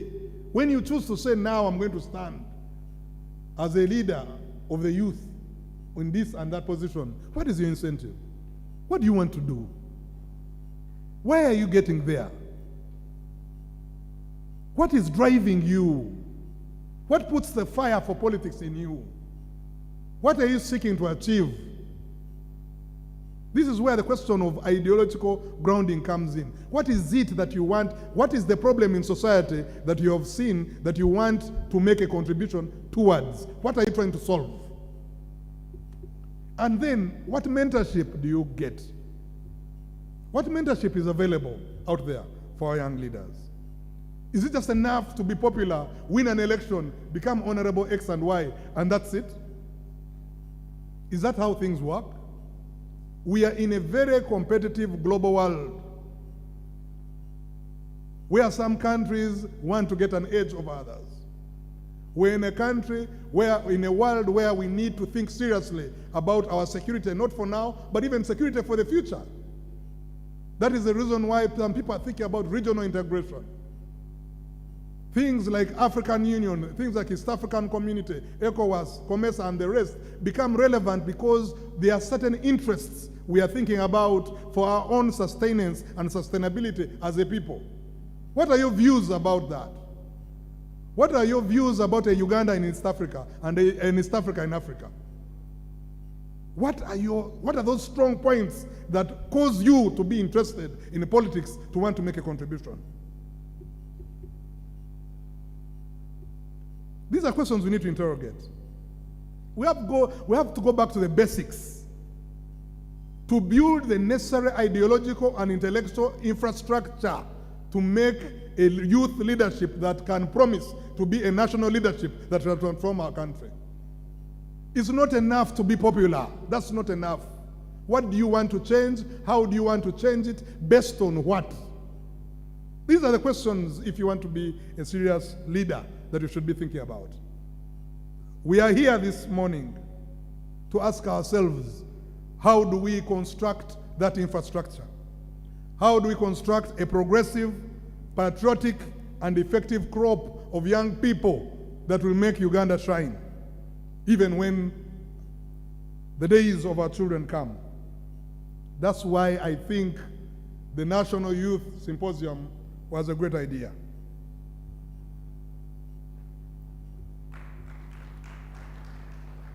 It is important for young people to realize that the challenges that they face are not dressed in party colors. The problems of an NRM supporting youth, one day I had something called NRM poor youth. The challenges the NRM poor youth suffers are not different from the youth from JEMA, or from PPP, or from UPC, or from DP, or from NUP. They're not different. The challenges are the same. The problems are the same. We all want more employment opportunities. We all want healthcare services that work. We all want an education that makes sense. We all want that. So when the political leaders of the youth leagues come together from the different parties and say we want to have a cross-party conversation about how to change our country, how to make things better, it is impressive. It is impressive. I think that the future that we all are hoping for has sent us some demands that we have to work together. We have to respect each other. We have to think strategically and not just tactically. Short-term wins can be great, but they're not sustainable. We all need each other in the struggle for a better Uganda. Doesn't matter which party you come from. Doesn't matter which schools you went to. We're in this boat together. If it sinks, we sink together. The young people gathered in this room represent very many others out there. Some of the people you represent are losing hope. Some of the people you represent have given up. It is up to you to go back and stimulate that hope again. We need to get people to believe that Uganda can work. And you can do it. That's why we're here. I am glad that the Uganda Parliamentary Forum on Youth Affairs is here. Because these are the people in Parliament who pass laws. So if you have 140 people in Parliament saying they understand that youth issues are important, what excuse shall we have for our resolutions not getting to the floor of Parliament? Why? I am glad that the presidential advisor I had, that the presidential advisor on youth affairs is here. That's great. So we have somebody who can take your views to the president of Uganda. We need to think about the quality of those things that we want to advocate for. I am glad that we have got representatives from the donor community here. UN Women is here. The Netherlands Embassy is here. And others are following us online. As somebody who has worked in the DGF for a long time, I've worked a lot on the donor side of things. I think these young people and what they're trying to do is worth supporting. Thank you for clapping. You have vision. So to our development partners, I hope that you can support the young people. A journey of building progressive cross-party networks of young people dedicated to working together for the betterment of young people is a job for all of us, and we have to work together to achieve it. Lastly,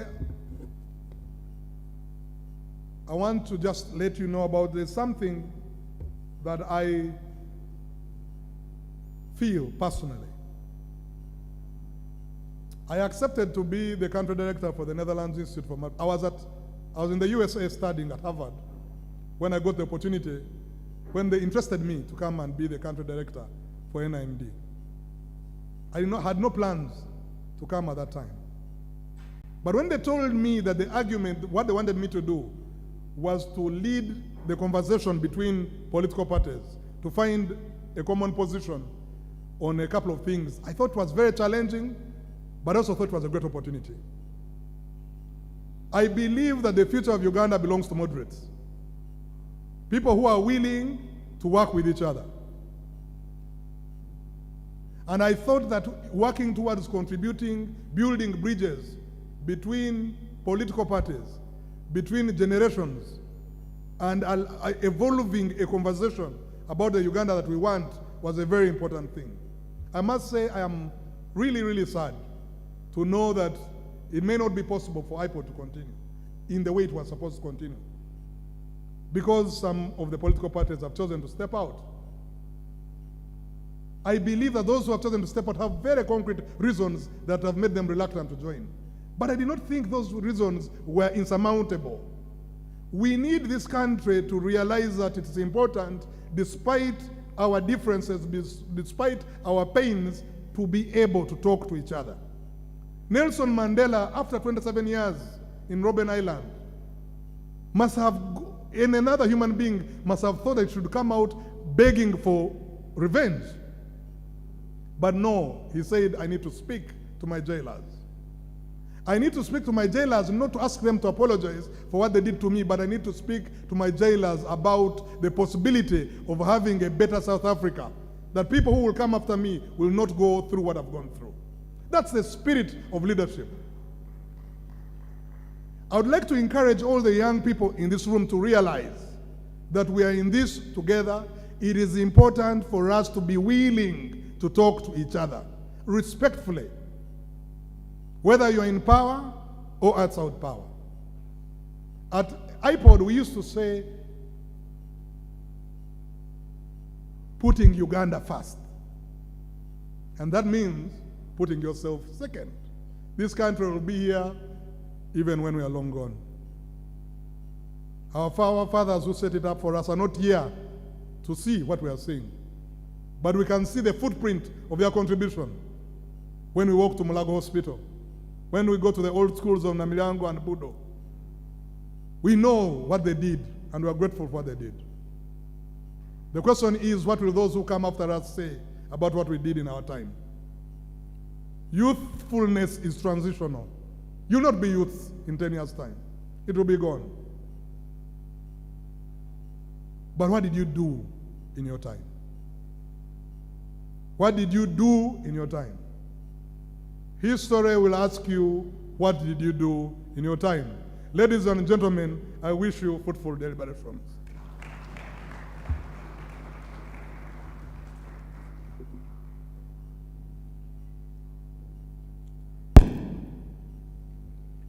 Thank you very much, Council Frank Rusa, for those very enlightening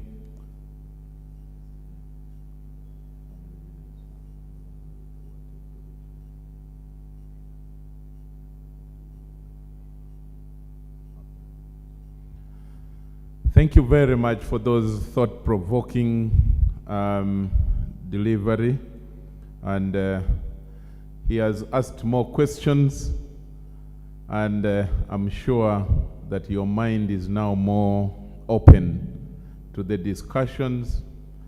It will be okay for you to ask more questions and pile them on as we continue the discussions. Ladies and gentlemen, I'm now going to request that we go for a tea break. It's only fitting that such a serious, thought-provoking presentation is followed by, you know, some time to contemplate as you come back for the real discussions. We are awaiting the arrival, and it should be very shortly, of the guest of honor, and then we will enter into the panel discussion. I thought that we could start with the panel discussion before we go for the break, but some members, especially those who slept around here, had not taken tea, so I've been advised that we take break of about 20 minutes. Kindly go and pick your cup of tea with whatever you find, and then you come back and take your seat, and then we shall proceed to the panel discussion as earlier constituted. So let's go for the break now, and by my watch it's 25 minutes to midday. So can we come back here at exactly 5 minutes to midday? In those 20 minutes we shall have picked, all of us will have picked our cup of tea. Enjoy.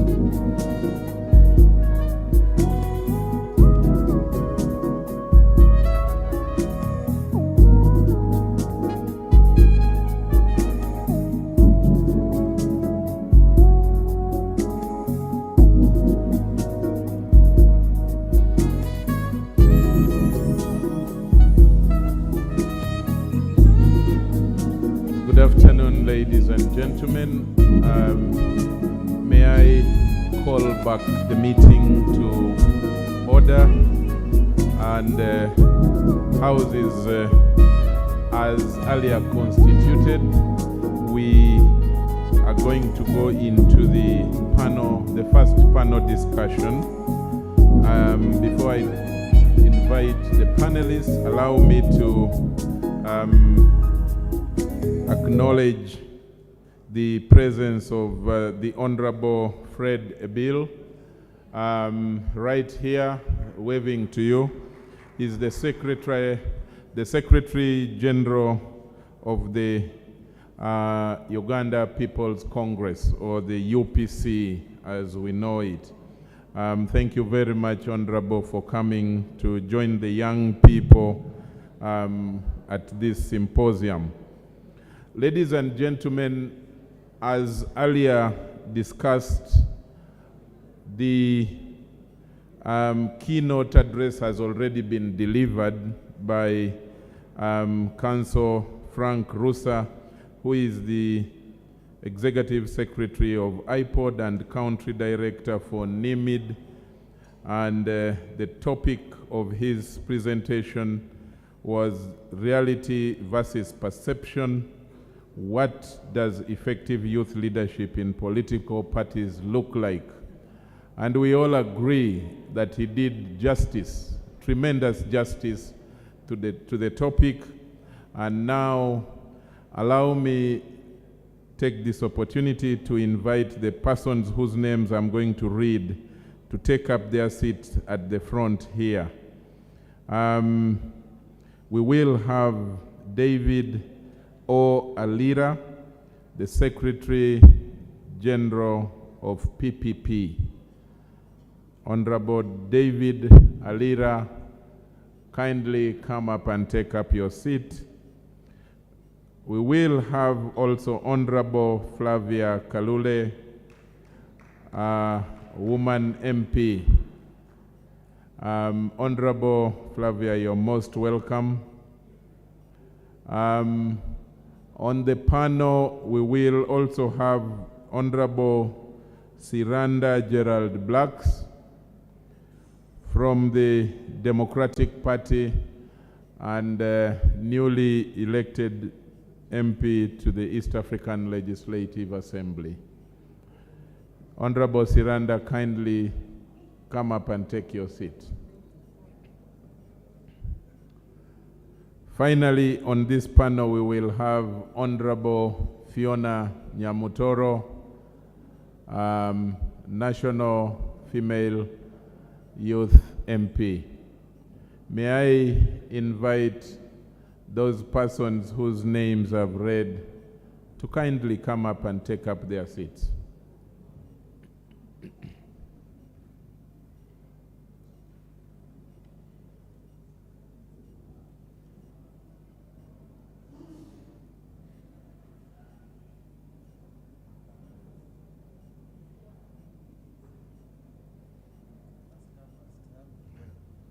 can go through the other side as well. You can go through the other side. Yes. No. Move and sit there. Go and sit there.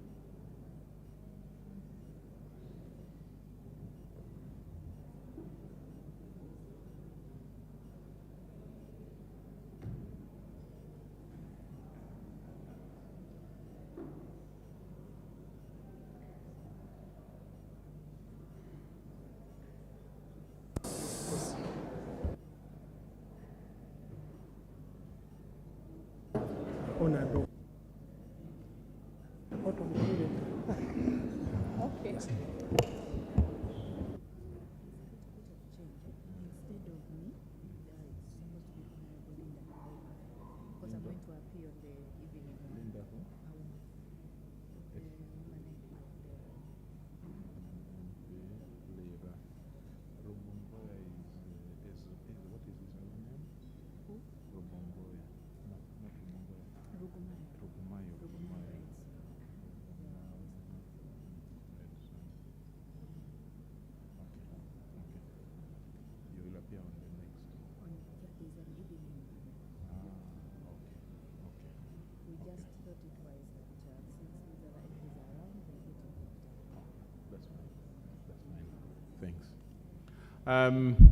I'm informed we are going to have a bit of a change. Instead of Honorable Fiona, we will have the Honorable Linda Auma, woman MP for Lira.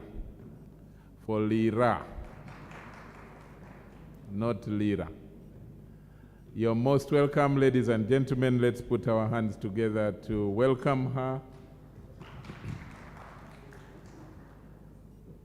Along the same vein, allow me to recognize the presence of my good friend, the Honorable Rugumayo Edson, the MP Youth Western. Let's welcome him.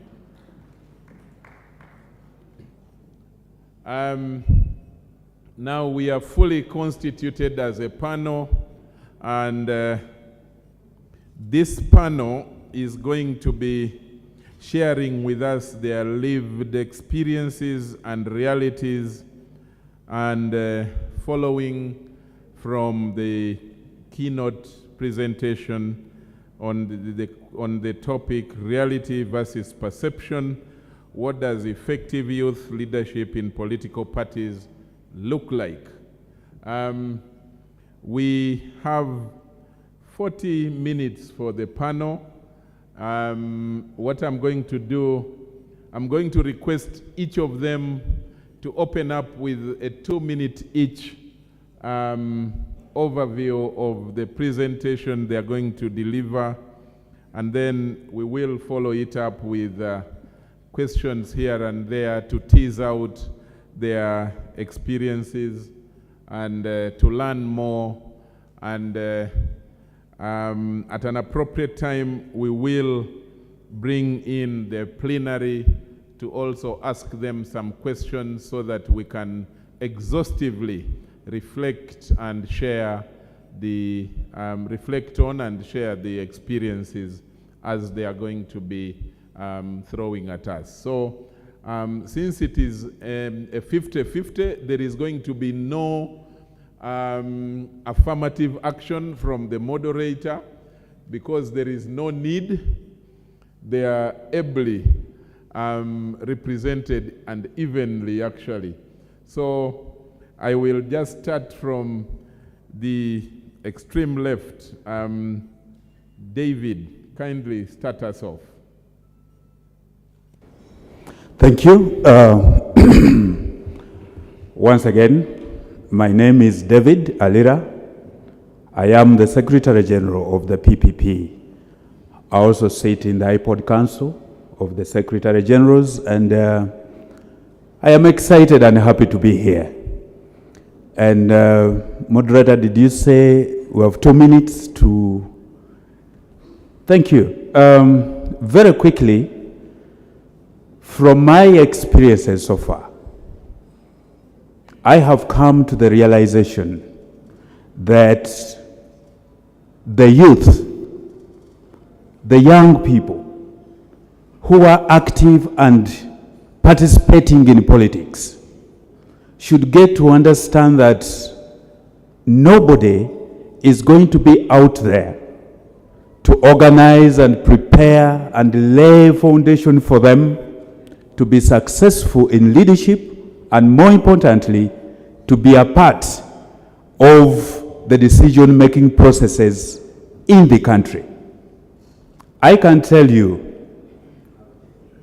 the people who are occupying spaces today want to keep those spaces. And limitations, the thinking that, you know, somebody somewhere somehow should do things for you, is something you need to reflect over. It is just not going to be there. You have got to, you know, fight your way. You've got to open up the space for yourselves. You've got to penetrate through. I listened to Mr. Frank Rusa as he was giving the keynote address. And he referred to, you know, the history of this country being one that has been led by young people. And I can't agree more. The Musevenis were young people when they took over power. Actually, he went to the bush when he was in his 30s. And he gave so many examples. Even when you look back, the times of the Obotes, these were young people.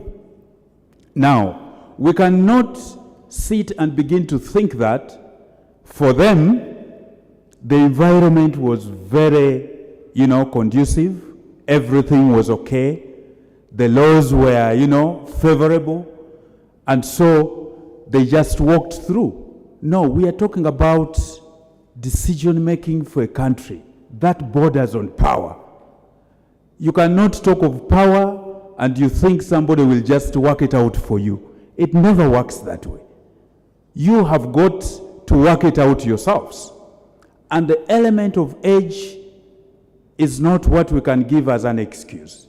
In fact, the youth are at the right stage to make the influences that they need for their country. We've seen this beyond just this country. Look at people like Sankara in Burkina Faso. Young men, at 34 years, he took over power. At 34 years, the environment then was even worse than it is for us today. They managed to beat the odds. So what I'm here to say is that we do not have to have excuses. We do not have to look for, you know, people out there to create room for us. We have to do it ourselves. The most important thing about it, though, is that it is high time we realized that we must do things in a manner that transcends political parties, in a manner that, you know, transcends religious lines. We must realize that we are a generation. You are a generation that must work together to realize the dreams that you're having. Thank you. The Honorable. Thank you very much, Charles, and good morning. Are we still in it? Yes. Good afternoon, everyone. My name is Nabagawe Kaole Flavia, Woman Member of Parliament, Kasanda District, Chairperson, National Unity Platform Women League, and IP representative of the opposition. Now, some years ago, I was born to two parents, a woman and a man. The year I was born, shortly after the year I was born, my father passed on, just a few months after I was born. My father, who was a medical doctor, passed on. 16 years down the road, my mother passed on. But she was a person who was highly placed, very politically engaged. She contested in a CA. She contested and lost because she was imprisoned in there. She was a head teacher of so many primary schools, so I kept being shifted from one school to another until I was settled in a boarding primary school in Namagunga by then. And shortly after her passing on, while I was in my senior 4, I was relocated into my uncle's home. And while I was at my uncle's home, I worked so hard to attain a position in Makerere University and be able to cater to my school fees, at the same time cater to my, the whole of residence fees. I am glad that I was able to do that. In my very first year, I contested for Guild Representative Council as a fresher. I never made it, but I learned so many things along the way about politics and leadership. In my second year, moving to my final year, I contested at Makerere University as the chairperson of CCE, Complex Hall. A complex oil? Any crocodiles in the house? A crocodile's oil. And politics being the politics at that time, political parties had already infiltrated Makerere University leadership. The money had already infiltrated the leadership of the university. I am a person who was struggling to raise school fees, tuition at the university, raise the money for my hall of residence, and I am a person who wanted to be a leader at the university. I did not have resources even for posters. I didn't even have resources for logistics. But I never gave up on my dream that I had started in my first year. And I contested with the person who had the largest amounts of money. I was an independent, she was on the NRM ticket, and she lost overwhelmingly, and I won that election. When I moved out of campus, I'm a teacher professionally. I taught in Amiliango College for quite a number of years. But I had at the back of my mind a need to move into national politics at some point. But I knew I needed skills and knowledge to help me get to that position. Which skills and knowledge I couldn't get in a classroom. Of course, the classroom experiences taught me so many things about gender imbalances and inequality, about the patriarchal society we live in, and I needed to have better experiences, but that needed me to move into political leadership. Through a friend who is a mentor as well, that I acquired in my very first year of campus, when I decided to contest for GRC, she pointed me towards the direction of where I wanted to go in a women's space to learn more about women's rights and activism. And so I applied, lost a number of times, but later on, a few years down the road, I was approached by that organization and they told me that they had one opening for an intern. And I told them I would take that gladly. I actually started as a volunteer. I left my job at Namiriango College, free housing, free food.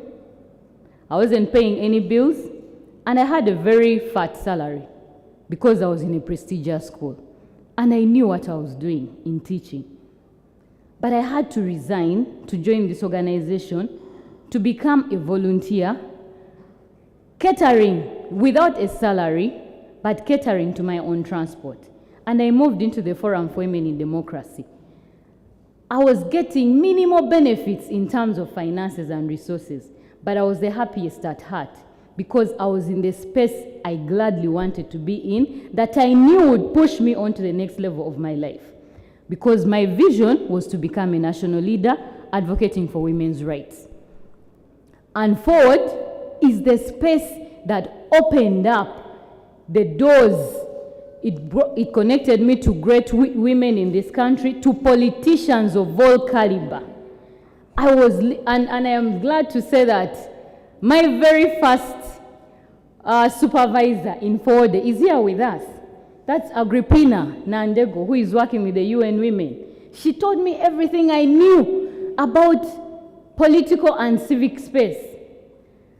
And at the time of 2016, having trained a number of legislators, members of parliament, worked with local government councillors, worked with technocrats, I had acquired enough knowledge and skills to push me into the political arena. I knew that I was now not going to be a part of the number that keeps lamenting that young people need to be in the political arena. I needed to change the rhetoric. So 2016, I was ready with the knowledge, with the skills, no resources, but with the right networks. And I contested for the very first time at national leadership as a member of parliament, Mubende district. Of course, the question of deciding which political party to join was key because we are in a multi-party system. But one thing that was very clear to me was that I was not going to join the national resistance movement. The other options were available except that. So I decided to go into a district where I was born before Kasana district was split. And I contested in an election that was highly contested with a minister by then. And I was just 30 years old. I made 30 years during the campaigns. Thank you.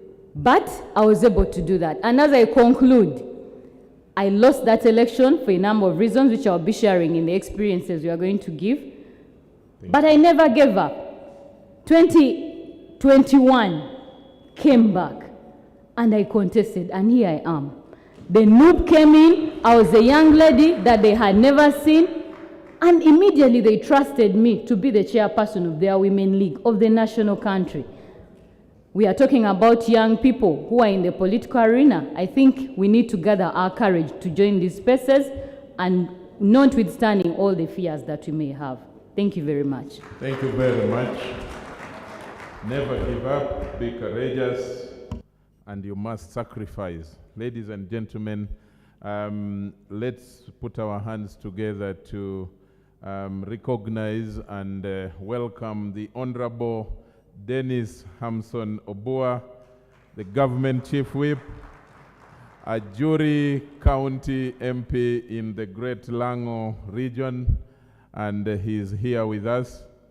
At his appropriate time when I invite him, he probably will likewise share his own experiences because like many of you, like the rest here at the podium, he came through from that youth position in Parliament. So thank you very much, Honorable Dennis, for joining these young colleagues of yours. Let's now hear from the Honorable Randa Gerald, newly elected MP for the East African Legislative Assembly, representing Uganda at Arusha, but through the DP flag. You're most welcome. 2 minutes. Thank you so much, Mr. Moderator. Ladies and gentlemen, in your respective capacities, and by the grace of God, I am Siranda Gerard Blacks Lucas Senior.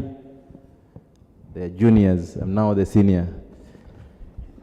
And I appreciate God. And by God's grace, I'm the Secretary General of the oldest party, the second oldest party on the continent, the Democratic Party, the party I believe in. And I want to appreciate the Democrats that are here, led by Mama Maxi and Kiria, the UID president. The league that has nurtured many Ugandans into politics. I sit on the iPod Council of Secretary Generals, together with my other colleagues. I also sit on the National Consultative Forum of Political Parties, and I also sit on the National Dialogue Coordination Team. And all those are by the grace of God, not age, but the grace of God and being a hustler to go and get. I want to share my experiences, but also in a reflection. Frank's discussion was basically tickling our mind and not only apportioning blame on where we want to go. I come from the East. I come from Busia and Palisa, and I have grown up in Mbale. And in life, most of these initiatives are for us to work to get there and have it. We have the majority of all the young people. In my party, I think I am a member of Parliament now for the East African Legislative Assembly. I want to appreciate the Honorable Linda and our whip and the many members of Parliament that are now my voters and therefore my bosses. But courtesy comes from my political party. And I know that on our National Executive Committee, I think we have the youngest leaders of our party. 90% of the elderly, except a few like Honorable Max and a very few supported me, but I depended on the vote of the young people. Do we know what we want as young people? Can we define a common mission of what we want to get? Can we put aside all our differences and walk the journey into what we want to get? Using the numbers that Frank was saying, we have majority of the numbers. But most of the time, the young people are very active during the time pre-elections and during elections. Post-election, you don't find them. And yet, post-election is the situation where we are talking about the budget line, where we are talking about the resources, we are talking about the money. We were used during the posting of the posters and also during the casting and ferrying people to vote. But when it comes to the post-election, where we must share the good things that come out, we know where to be seen. I came from the village. I am the first person from my village to come and be the national leader. The first person history has written from my village. I am the first non-Catholic to be a Secretary General of my party, and at my age, I became the acting Secretary General of my party at 26, 25. But it is in terms of trust, and I want to appreciate the Honorable Norbert Mao and the leaders of our party, and I want to challenge all of us, who do you have that you can do mentorship for? The question on mentorship and where we want to go is a very serious question. And in life, you can have several mentors. And above all, the accountability in your spiritual inner man. If you believe in something, you walk the journey and get there. Identify right mentors and accept what the mentors do. I came from my village. I was in 2006, when Multiparty Dispensation had just returned, I became the only opposition chairperson of municipality and the youth council, the only person that was opposition. And then I was in Mbale municipality as the chairman of the municipal council. Across the country, I was the only opposition that was there. It's not about whether you're opposition. It's about what strategies do you have to do, and how do you position yourself, and how do you keep walking the journey. I have lost 4 elections. When Multiparty Dispensation had returned, in Mbale municipality, we did not have a candidate for DP. Along the way, an MP resigned.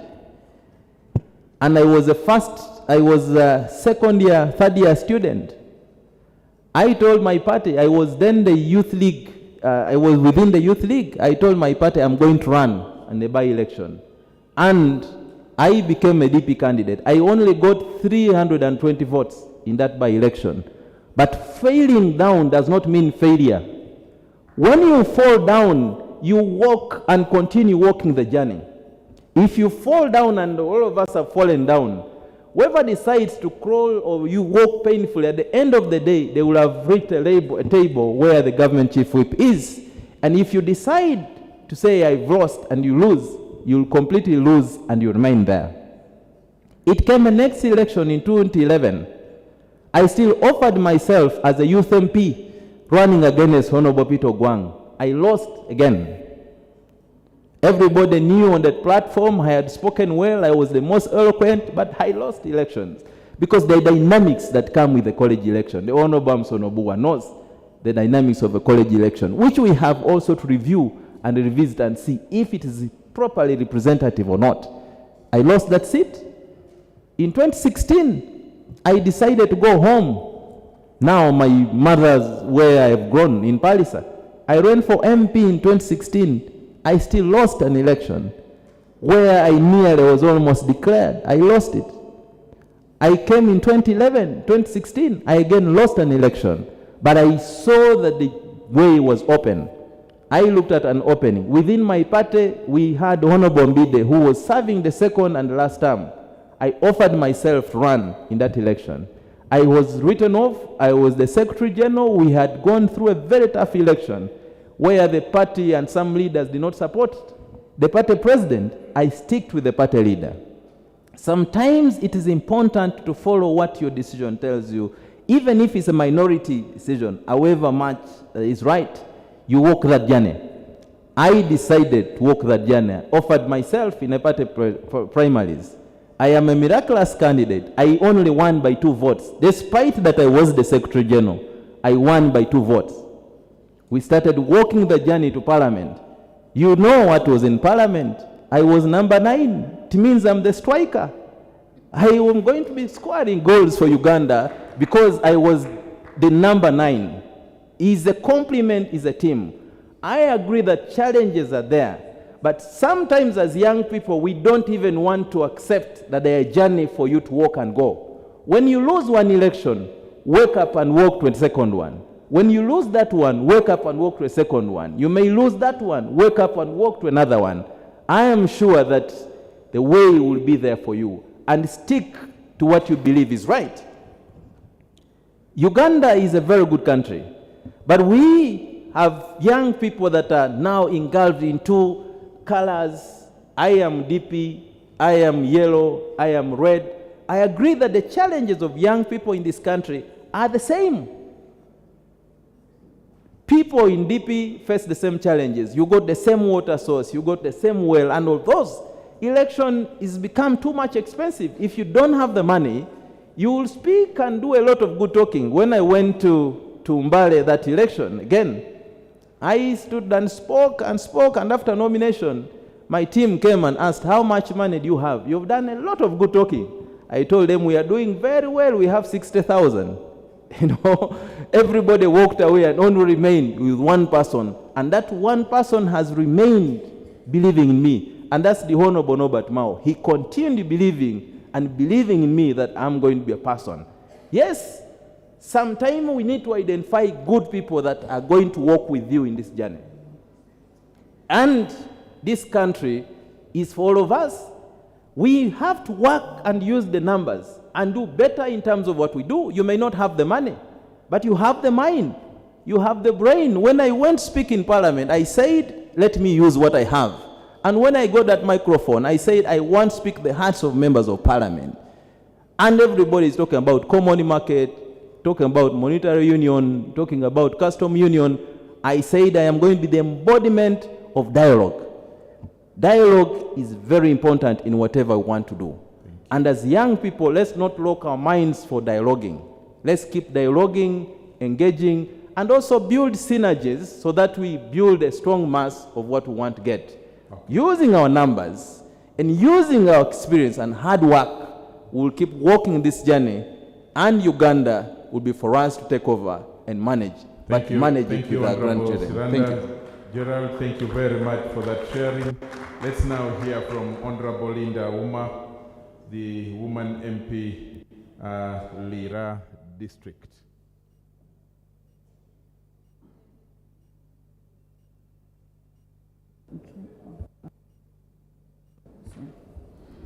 Thank you so much, the moderator, Chief Whip, the Chief Guest, and all protocol observed. I'm Awoma Linda Agnes, the woman member of Parliament for Lira District. I'm really grateful to be in this meeting as someone who have been mentored and have become who I am because of youth leadership. In Parliament, I'm the publicity for the Uganda Women Parliamentary Association, and in the Women Council, I am the Vice Chairperson for the National Women Council. I would like to share my bit of experience as a motivation and encouragement. Most of the young people give up. Most of the young people feel that when they go for something, people will understand them the way they understand themselves. But this is a world that tradition have made the public to underlook a young person. So it's a very big struggle for you as a young person to work hard to gain that trust where people can believe in you and give you the roles that you want to play in the society. For me, I started my leadership from the rural at a village level as a school dropout. A child mother of 14 years, a orphan without hope, and in my heart, I felt that even if I've dropped out of school, I can be someone great. I started by mobilizing young mothers, engaging them in government programs. That's how I was identified by young people. I became my youth chairperson at the village. And I kept on climbing the ladders by being encouraged. I was facing youth from universities, and for me, I was a senior 3 dropout. I tussled with them up to the district. I became the Lira Municipal Youth Chairperson. That's how we elected our chairperson of Lira District, that is Dennis Amson, who is the chief whip. A hustler who also struggled his way from a laptop. I didn't give up. We came up to national level.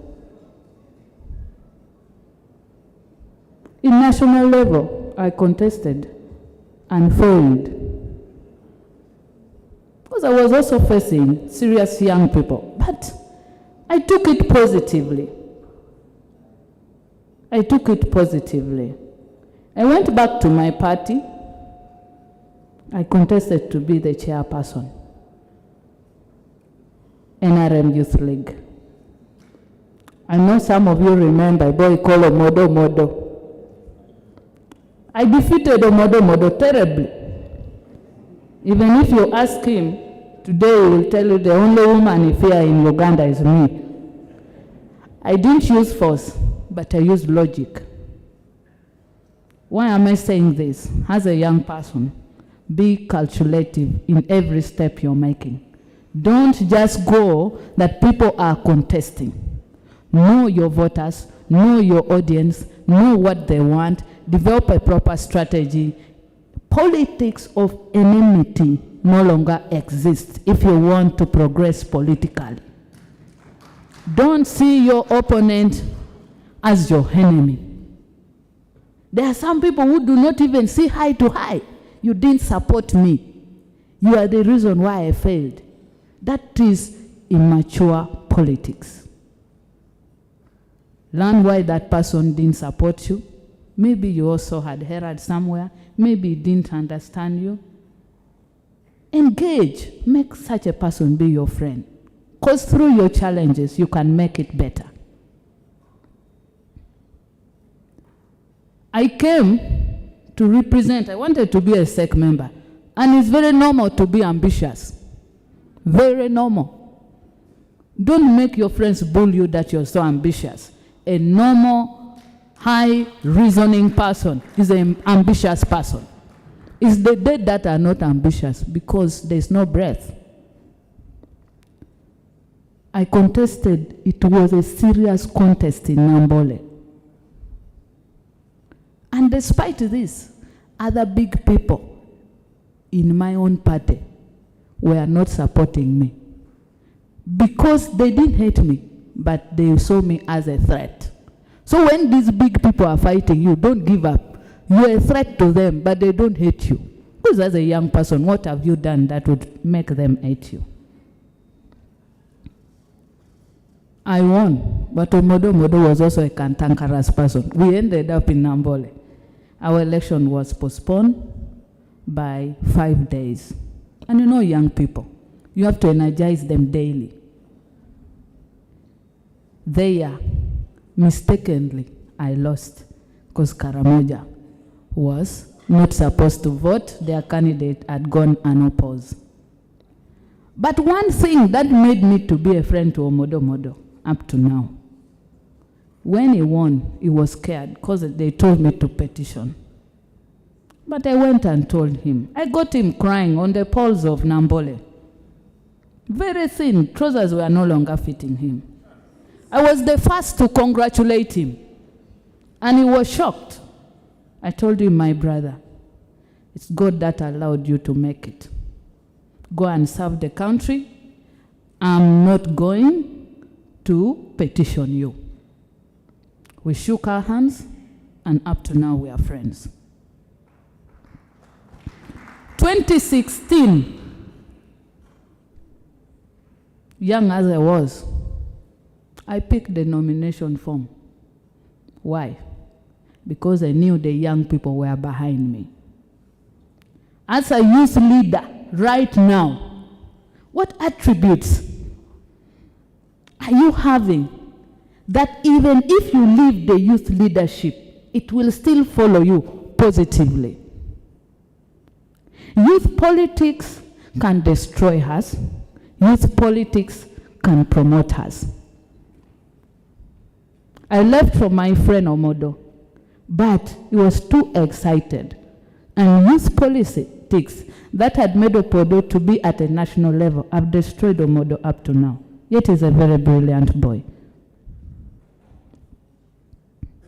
So as you're a youth leader, are you using your position to destroy yourself, to destroy your fellow youth, to create more enmities?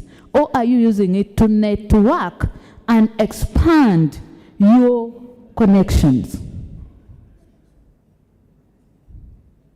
This is what you have to ask yourself, because it will pay you back. In 2016, the same giants didn't support me, but it was a rough game. NRM primaries, I won by 42,000 votes. The person that the giants wanted got 9,000 votes. Main election of 2016, it was a tough game because I was facing a UPC lady who was also not easy. Honorable, 1 more minute. And she won me. I was told to take her to court, but I told her, I'm not going to take you to court. My time will come. 2021. My people called me. This time I didn't go myself. My people called me because I was working as a RDC. Office of the President didn't want to release me because they still want my service. I told the President, my people are saying, if I don't go, I shouldn't participate in any election. I went. 4 days to NRM primaries. I won. The same shots petitioned me. I'm NRM, but I'm in Parliament as independent. They grabbed the flag from Chadondo. My people told me, go back. We are going to prove our love for you. I'm in Parliament as someone who has not spent money. I wasn't having money. If they say, if you don't have money, don't come to Parliament. No.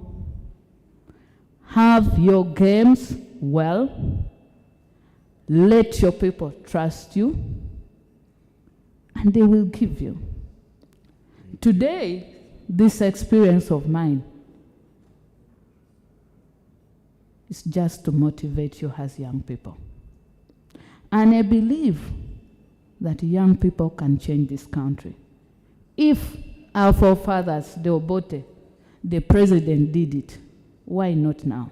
I know the space is becoming narrow, because as I was sitting there, I was seeing they are merging the youth council with other youth, and this is a forum for helping the young people.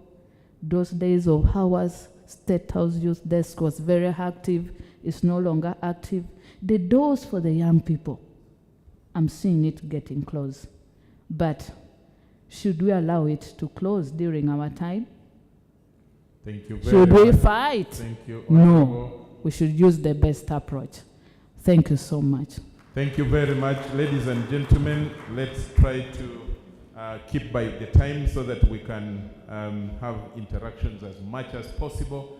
Very wonderful stories there from the Honorable woman, and following in tow with the rest of the panel members, stories of never give up, stories of being courageous, take the decision when it matters, and be calculative.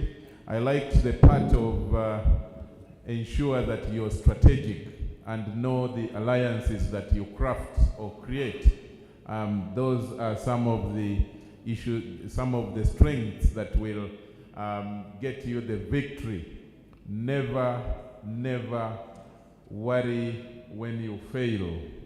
Honorable Siranda has even said, you know, falling is not a problem. Just fall, dust yourself, get up, and move on.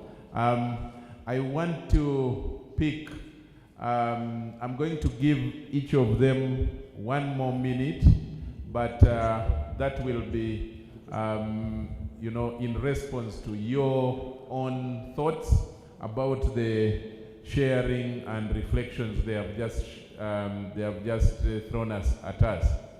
May I request for some mobile microphones, some quick hands up questions or comments.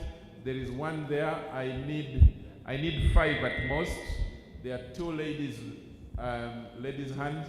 Can I, sorry, Honorable, just turn it off? It's giving an echo. Okay, thank you. There is 1 lady's hand here. The other one at the, can I call it the DP representatives table? And then there is 1 here. I'll have those 3 ladies' hands. Then the gentleman, I will have him. There is a hand here. And finally, the other one in a blue shirt. Let's. Thank you very much. Questions, very quickly. Yes. Not statements, questions. Thank you very much. Moderator, my name is Okwi Godfrey, the Assistant National Youth Leader of Uganda People's Congress Party. We are trying to run away from the realities of the current politics. Yes, the speeches are good, they are very motivational, but we get back to the reality of money. As young people, as long as we don't have money, no life in politics at all.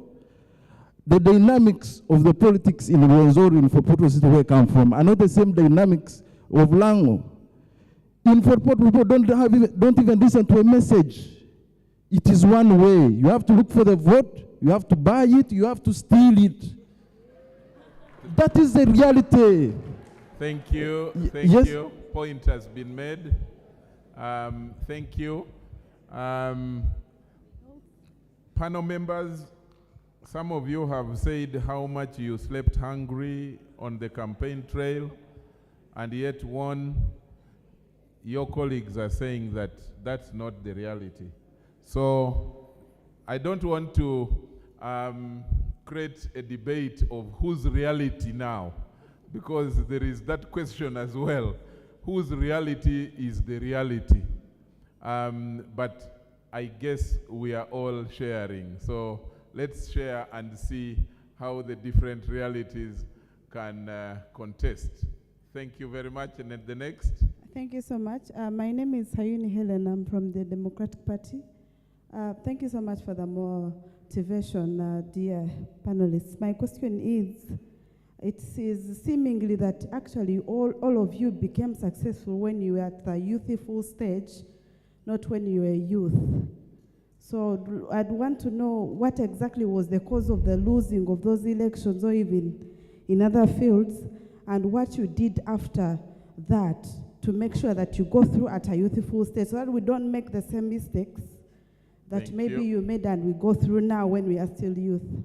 Thank you so much. For those of you who came later, many presentations seemed to agree that constitutionally the youth age stops at 30, but that the keynote presentation by Frank Rusa was that the youthful energy stops at 35. So I guess that's why she is asking that question. So there are some who are youth, but others are youthful. But let's hear from the next person. Thank you so much. I'm called Mutes Hadija. I'm a proud feminist. I'm a leader at Makerere University. My question goes to the female honorables. We have all heard that you had mentors who pulled your hand when you were at your weakest point. What advice can you give to people who are capable but don't have those mentors to pull their hand or to advise them on a way forward? And the last question is about the economic part.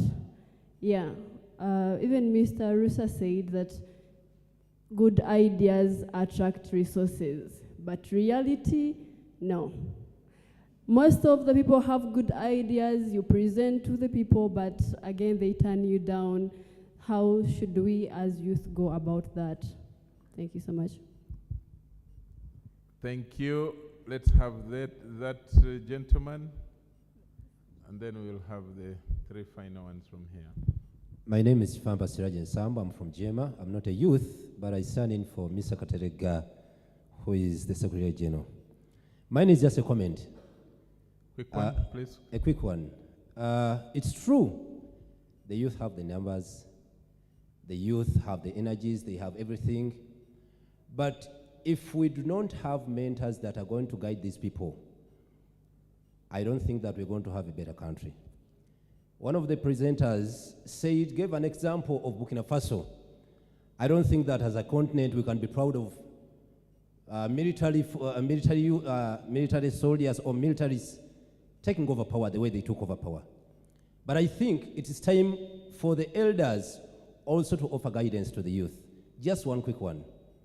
I went to where the MPs play football from, Lugogo. I met my president, Mr. Basalira, and I was complaining to him that you've not given much time to the youth. And he was like, you see, I no longer go to talk shows on radios and TVs because I want to give you space. I told him the mistakes the youth are going to make when they go to the talk shows without your guidance, the remedy for those mistakes will be greater than what you would have used as a remedy if you had guided them. So I think much as youth are supposed to be at the forefront, but the guidance from the elders is also very important. Thank you so much. Thank you. Let's have the lady in a brown jacket, then this gentleman, and the last one, the other one. The rest, I think I'll consider in the next discussion. Good afternoon. My name is Sharon Irenu. I'm the Women's Political Leadership Associate at Akina Mama, Afrika. I'd like to thank you for sharing your lived experiences, and I only have one question. So following Frank Rusa's keynote and also your lived experiences, I'd like to find out what are some of the existing practices that your political parties are actually doing to deliberately engage young people. You know, most of you reiterated that young people should not give up. But what are you also as individuals who have gone through these spaces doing differently to make sure that young people are engaged? Thank you. Very good question, very important. Yes, we keep blaming the youth of rhetoric, of talking too much and not doing, implementing, executing agendas. what specific agendas do your political parties have that we can refer to? PPP, NOP, DP, NRM. Oh, Honorable Auma is independent, but NRM. Independent, but NRM. That's a good one. So you can actually speak for NRM as well. So let's prepare that response. Yes, sir. Yes, thank you so much. My name is Arnold Ahimbisiwe. I'm the youth from the People's Progressive Party. And my question goes to my Secretary General, the Mr. Arira David. And Honorable Nyaka, Frank Rusa hinted about apathetic youth, and that's the rhetoric. But I want also to twist it. As much as we are pathetic, how is our politics? Let's talk about uninspiring politicians and uninspiring politics. So my question to my Secretary General is, how do we mitigate, okay, what ways can we find constructive discourses, constructive debate, and meaningful participation by the politicians such that that trickles down to inspire us, the youth, to get us fired up to participate in these political spaces? Thank you so much. Can I ask you a question? You don't find the Parliament of Uganda inspiring in their debate?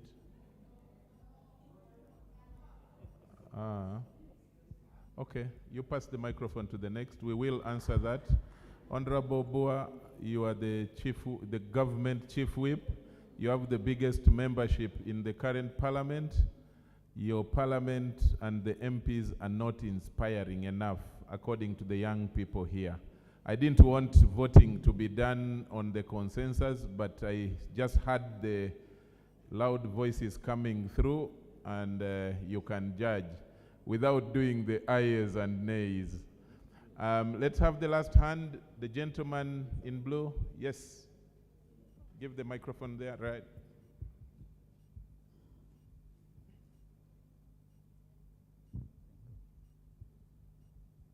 Thank you. My name is Christopher Sapunyo, the chairperson, Kole District Youth Council. I would love to appreciate the panelists and all their experiences they are sharing with us is all about mentorship. I would love to ask, at the same time urge, that having given your experience of mentorship, how many young people are you people mentoring as of now?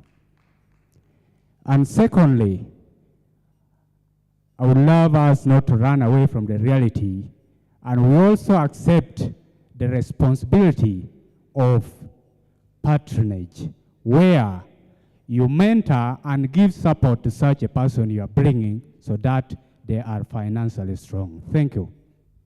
Thank you. Let's get back to, this time let's start with Honorable Uma. Please, I'm trying to manage the time. Honorable members at the podium, let's just use 1.5 minutes to respond. I noticed that there were many questions. Just 1.5 minutes, and I'm going to be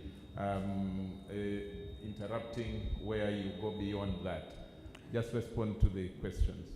Thank you so much. I'd like to start by Okwir from Fort Photo, who was very clear on reality of money among the young people. I remember I stated very clearly that I'm a member of parliament who have not spent money like other members of parliament. I'm a member of parliament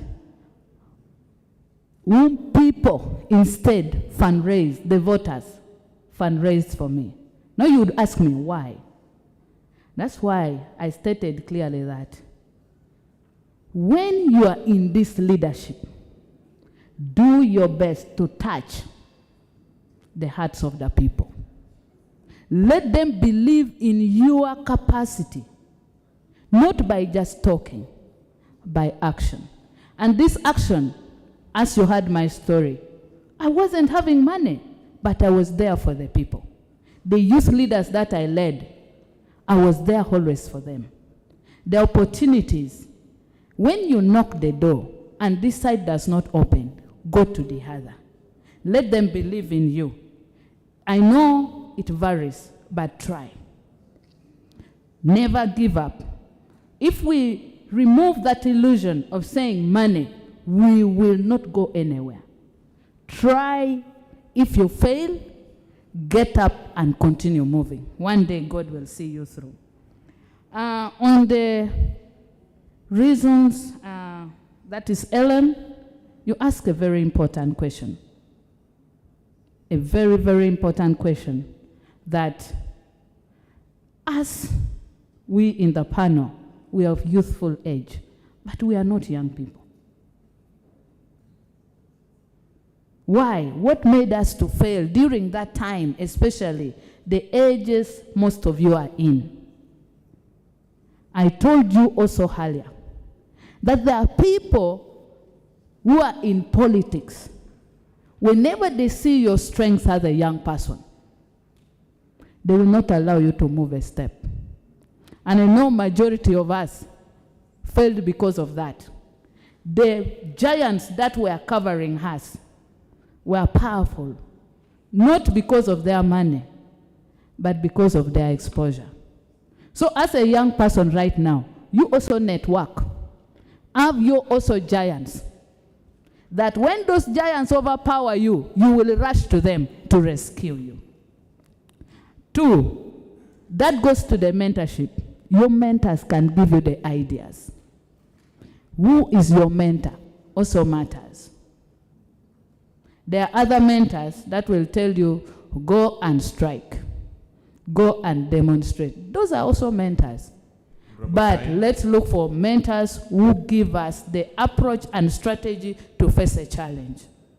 It will help us to also understand the dynamics in the society and come up with a way forward. I can't live without saying something because I'm the only NRM in this panel. No, we have not chosen... No, there was a question. Yes, please. And my party has to also respond. The one on programs. Thank you so much. At the moment, NRM party has very many programs for the young people. But the key one I would like to note is the ideological clinic. But this ideological clinic is not by force. If you want to attend, those who want to develop their ideology in politics and its dynamics, they always attend. It's also online, where it's very free to the young people.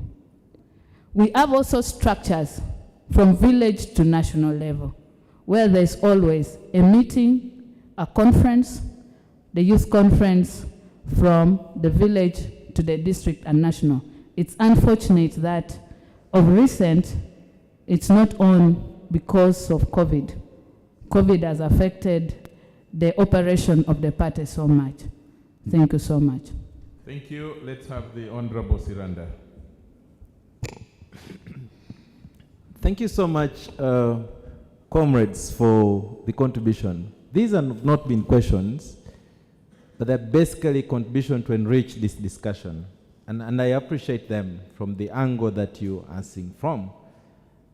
I think I want to start with Comrade Okui. The reality is the virus of money or monetized election is a question that we have to deal with as a nation, all of us. Because we are losing good people, good leaders, because they can't offer the money. I, with the iPod team together and ACFIM, trying to craft a law on how do we deal with the question of commercialized election. But at the end of the day, the implementation is down on the ground. You go, you speak very well, and then they tell you, Siranda, you have spoken very well in Ruma Sava. You have spoken very well, but how have you left us? Water. Majority of the people asking are young people, asking the very young person about this. That I think is a question that we have to define our constituency, ourselves jointly together, so that we know these are the challenges that we have, and then try to deal with this question. When we were in Ayop, we even moved the motion. We went to Parliament, tried to petition the Legal and Parliamentary Affairs Committee to even scrap nomination fee for young people and disadvantaged people and women. Because we believe that that's one of the biggest. We took a case to court as a YOP because we believe that in modern democracies, the question of nomination fee is not key. And if you belong to a political party, the political party candidates may not even be paying nomination fee. I think it's a very big question we have to engage. Our brother, the government chief whip, who also comes from the youth, graduate of youth politics, the question on the nomination fee and how do we have to deal with it is a big question that we have to deal with. But the issue is not even nomination fee. The radio stations, the access to information and all those is a big question that we must define and deal with. But overall, we must demobilize the young people from asking the fellow young people for the money.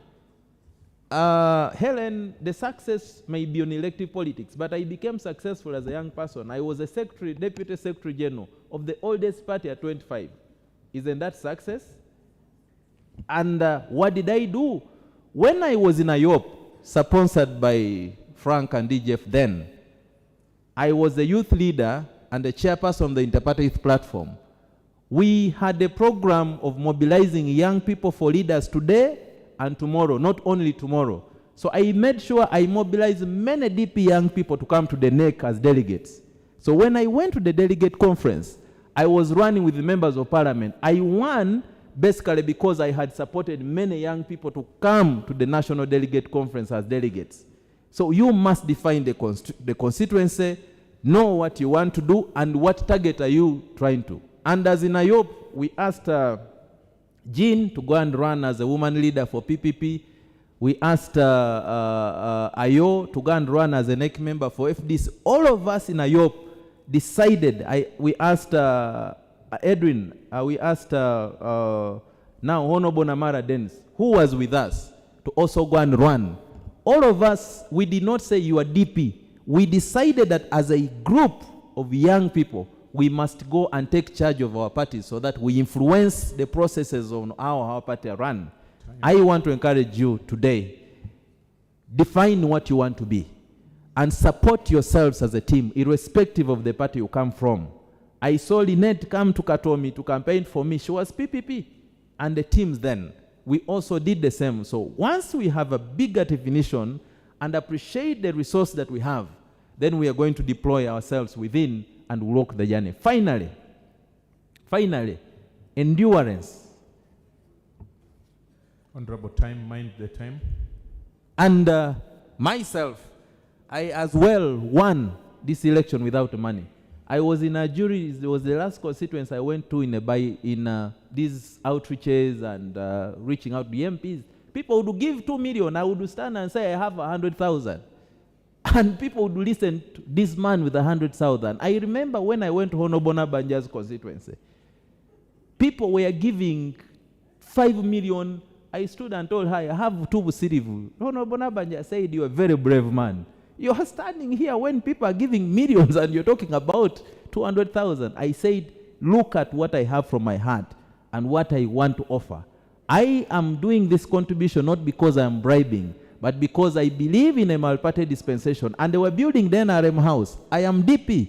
But because of the spirit of inter-party organization for dialogue and putting Uganda first, I am a believer of multi-party dispensation and believe that if I am DP, I am NRM, I am JEMA, we should let these parties function because they have leaks that can help. Thank you, As DP, Honorable. we have set a clinic called the Democratic Party Strategic Leadership Institute. Every Thursday, through the UID and the world over, you know that when a UID stands to speak on a microphone, it is intentional, it is strategic. We have decided to do that, to train young people and the women and many of us to grow so that there are other people that will come after us. Thank you very much, Honorable Siranda. Let's have Honorable Kalule. Thank you very much, Charles, and I want to appreciate the questions that were passed on. Now, the issue of resources, the reality. The reality is, as young people, we don't have that many resources at our disposal, financial resources, in order for us to win an election. But what do you have? You have to look at the resources, the other resources that you have that other people don't have, that are non-financial. What I did, I knew that I didn't have the money for fuel to traverse a whole district. By then, Mubende had 21 sub-counties. Kasanda currently has 16 of them. What did I do? I piggybanked on the current chairperson of Kasanda, by then running then, who had the financial muscle to fuel the car and also to do radio talk shows, which media space I couldn't pay for. So I moved with him in all the places that he had to do. You have to learn how to leverage networks. I was coming from a women's rights organization, spaces that are easily available to all those that want to be part. So one of the things that I used to do is to organize with them, using their resources to organize activities within my communities. It's very easy to support young girls. It's very easy to support young people with different activities. But when you're not using your resources, you're simply looking and lobbying for the right networks to help you do what you have to do. You also have to put in the groundwork. You know you don't have the finances to win an election. What do you have? Time. You have time as a young person. People who know me say I ran the longest campaign ever because I was always in the community. I did not have money for giving out for people, but what did I do? I would jump into a taxi, it puts me in Mubende, I do a radio talk show because I had knowledge, so I wasn't paying for media spaces. I knew what I was talking about and they were looking for me. So read, invest in yourself so that people can come looking for you, and that also helped me. Then I would use borders to go to people, I would sit with people, I would interact with them, I would mobilize them. They would ask me for money and I would tell them, I'm a young person like you. If you don't have it, what makes you think I have the one to give you? You have to do civic education while you're mobilizing. So some of those challenges that we have, age, you're a young person, I cannot entrust you with my vote. Can you educate them, the people that you're looking for votes from, the people you want to lead? That age is just a number. What is more important is the ability and the skill for you to deliver on the tasks given to you. Can you be reliable as a young person that even older people can effectively say, oh, we are looking for a young person who can do this. Can you go to Flavia? Can you go to Trisha? Mentorship. I have mentored a number of young women and men. Some of them are right here in this building. A number of them. So we lead as we lead as we act. This morning, mentorship is a continuous process, even for your support network. This morning, before coming here, I had to first meet with my coach. At my level, you would think I am already there, but I have a coach who sits me down and says, this is what you have to do to become a better leader. This is what you have to do to lead NUP Women League better. Can you have aspirations and passion? Politics is extremely difficult if you're not passionate about what you're doing. There are times you get there and you get so frustrated that you start hating everyone that ever pointed you to that direction, if it didn't come from within yourself. So can you have the zeal and find the courage within your space to say, whatever happens, I'll be there? How did I lose an election? So when I was contesting, I got involved in a car accident. In 2016, during the elections, actually 2015 prior to the election, because we start earlier, I got involved in a car accident and I was hospitalized for close to 1 year, for those that know me. From April 2015, I went back in the constituency on December 2nd for nominations. That whole time I was at Mulago Hospital. I had to undergo a major surgery. But what made me win? The courage and the hope not to give up. I used media. Media was my biggest tool.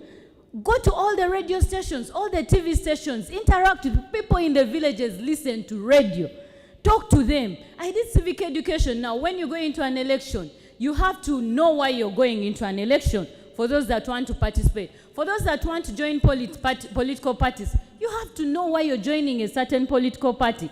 Now, I moved into an election with two goals. I either win or I learn. I wasn't there to lose. And that's why even as I was busy hunting for votes, canvassing for them, meeting new people, it's not easy to introduce yourself as a young unmarried woman in a political space.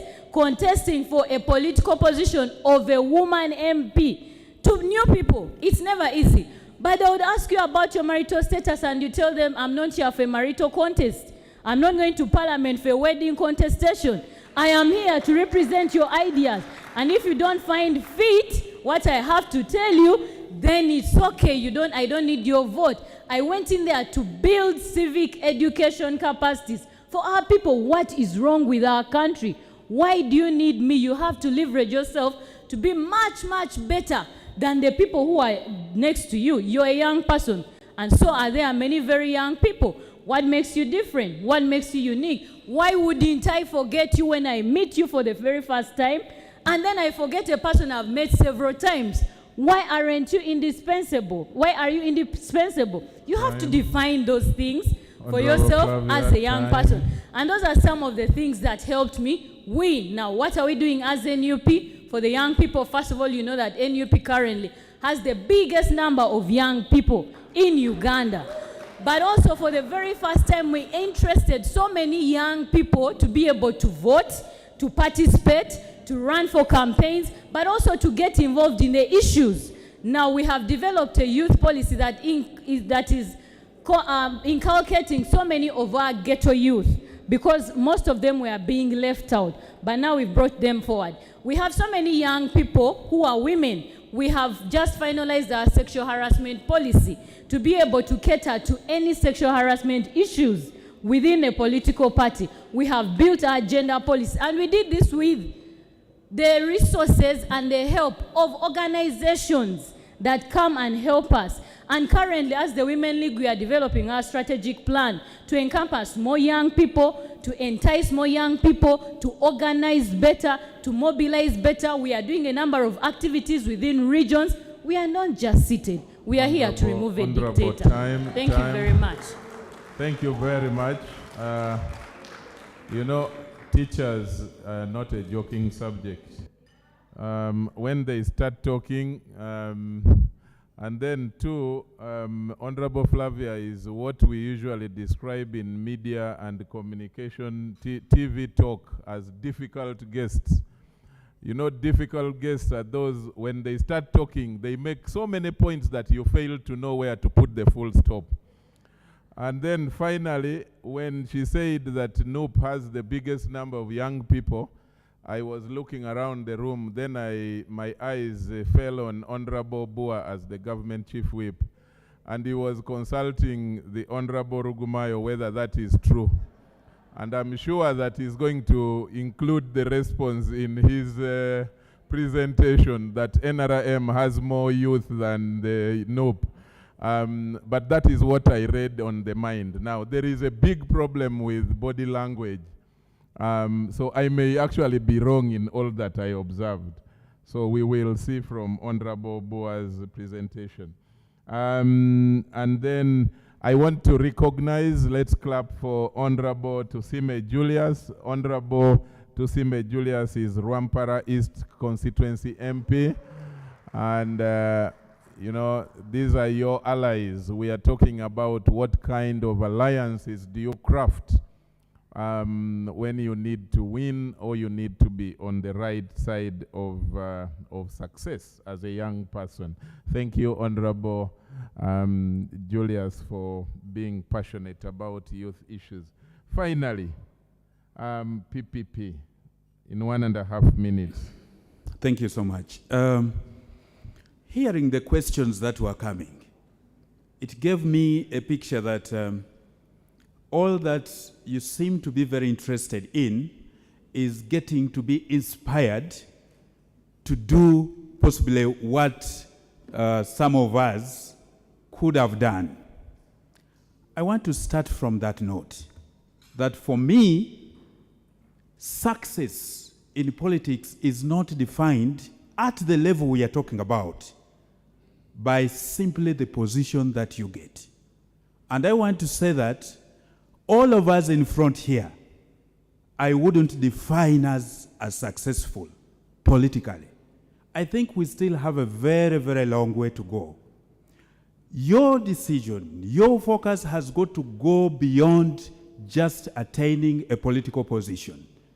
I don't want us to think that becoming a member of parliament is a success for the country, because that's where I want us to have the discussion running at.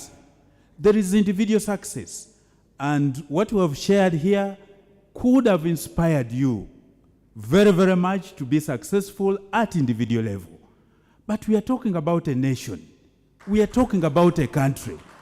We have got to go beyond that. We shouldn't be interested in building strong individuals. That's the mistake we have always made as a country. We are talking about a generation. We are talking about leadership to influence society in totality. And so we should be more interested in building the strong teams and not the strong individuals. That's the mistake we have always made. And so I want to say this. For me, when I see you seated here, I want to look at you as a group that are younger than me. I am in the generation of 35 plus. Majority of you are below that. Let me say this.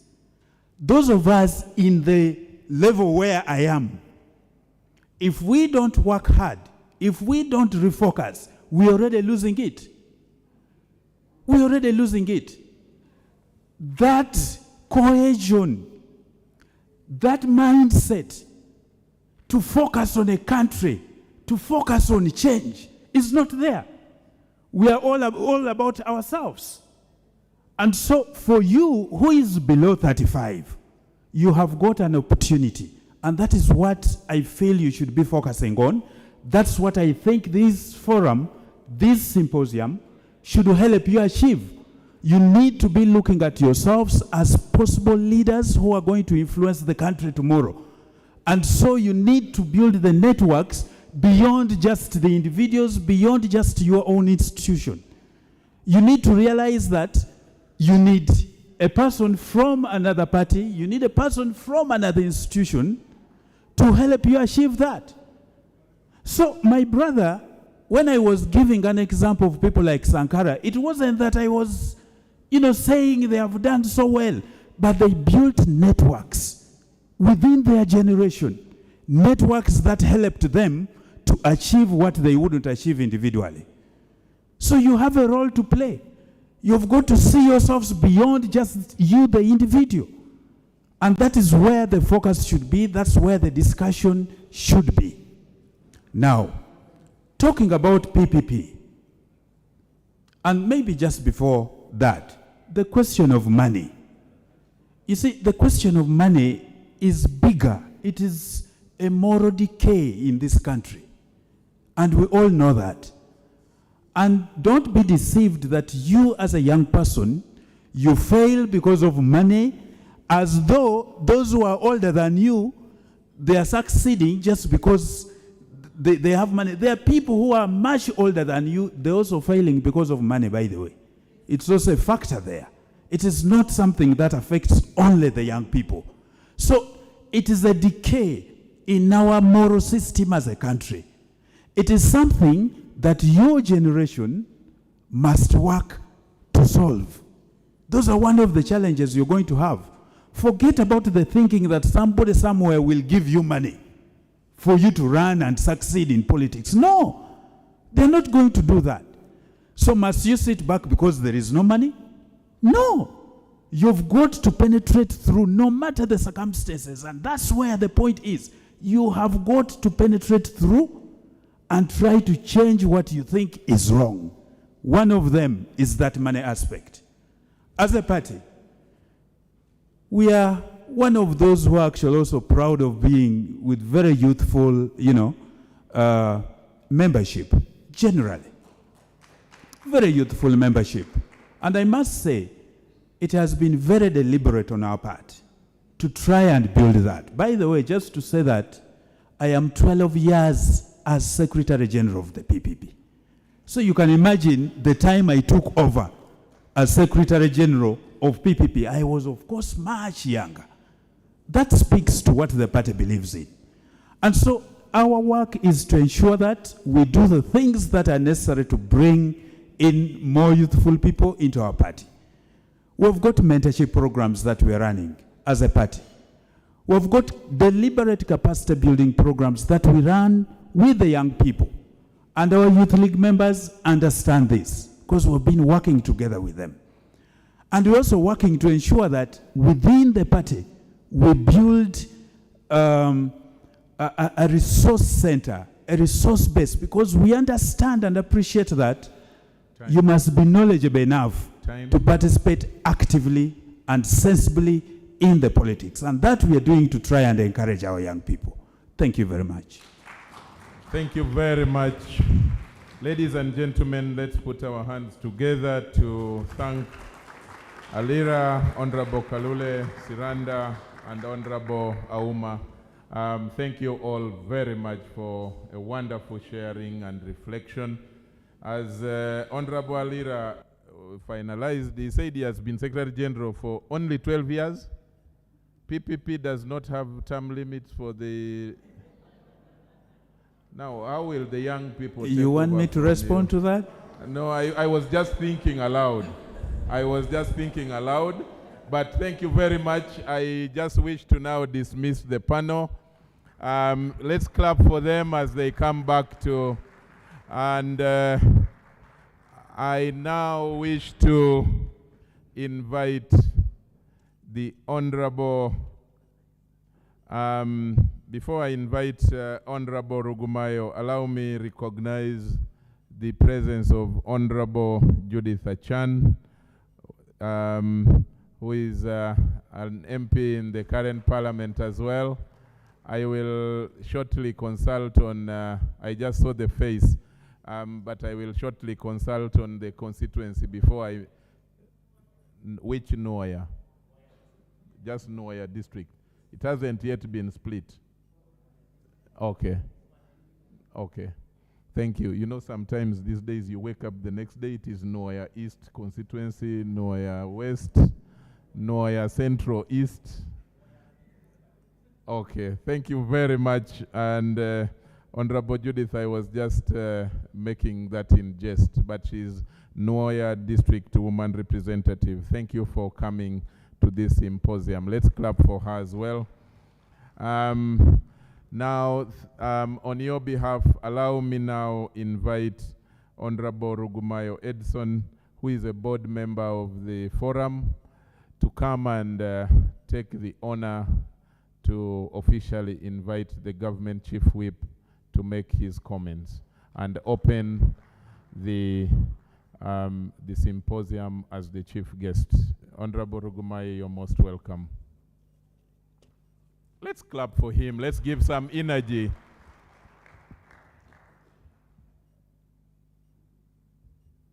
Thank you, Charles. The Honorable Government Chief Whip, who is in the house with us. The Honorable Members of Parliament who are here with us, and those who have continuously supported the work of young people. The Netherlands Institute of Multiparty Democracy, the leaders from the National Youth Council, the staff members of the Uganda Parliamentary Forum on Youth Affairs, all the development partners who put in the resources to make this happen. I salute you all. I want to tender in my apology that I came in a little bit late, but I also am grateful that I've been here and I've been able to appreciate a wonderful discussion of our panelists. I want to thank the young people that are here for the maximum attention they're paying and the thrill and the energy they're using to participate. I must say I am very much impressed. Well, part of this day I'll be here, and I've come to listen and pay attention as much as I can. In as much as I'm not on the program to speak today, mine is tomorrow. But I came here purposely today to listen in, to appreciate every single bit of what we share and discuss among ourselves. Now, without taking much time, one, allow me thank the Honorable Government Chief Whip for sparing time off his very busy schedule to come and be with us. Let's clap for him. I want to thank you, Honorable Government Chief Whip, for not forgetting the roots.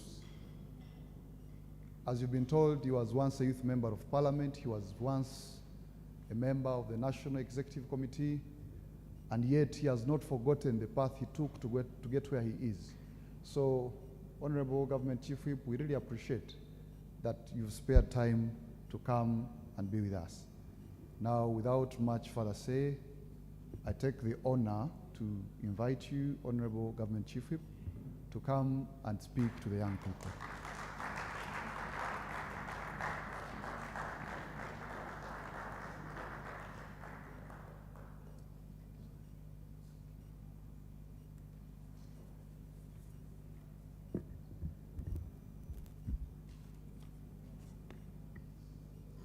God is good and all the time.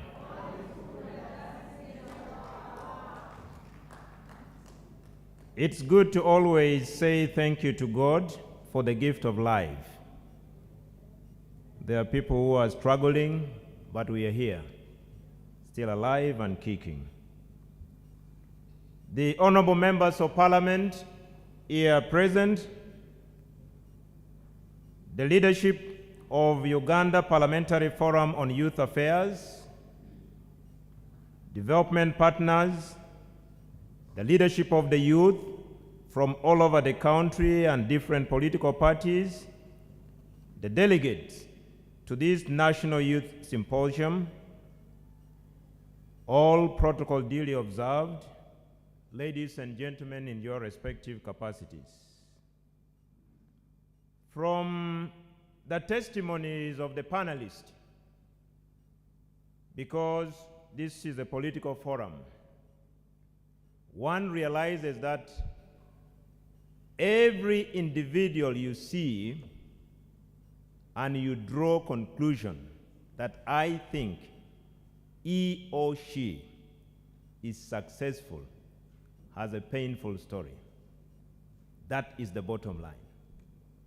Think about any great man or woman that you know of, be it Barack Obama, be it President Museveni, be it President Ruto, be it the first woman president in East Africa, has a painful story. And all their journeys are full of peaks and valleys. It is a bumpy ride. It is a bumpy ride. That is what I picked from the testimonies of the four panelists. I am humbled and honored to be here to preside over the opening ceremony of this National Youth Symposium. I commend the leadership of Uganda Parliamentary Forum on Youth Affairs, together with the National Youth Council, for this great initiative. I thank and salute the different partners, the Netherlands Institute for Multiparty Democracy and Akina Mama wa Afrika for the financial and technical support in the realization of this great convocation of the youth of Uganda. Personally, I am now a friend of the youth. My journey as a youth ended about 11 years ago. I am now your friend. I am now a senior youth. I am now youthful. But if I were in Sudan, I would still be a youth. Because the definition of the youth differs from country to country. When I was a youth leader, I think in Sudan, a youth goes up to the age of 45. And I would still be having some good years to enjoy my youthfulness. But since I am in Uganda, I am legally limited and barred. And I accept it because it is good to give space to other young members of the society. I served as chairman of the Village Youth Council of the village where I come from in Aleptong. I served as chairman of Lira District Youth Council, the Greater Lira, not the current Lira. Then Lira had Aleptong, it had Otuke, it had Molatar, it had Dokolo. That was the Greater Lira.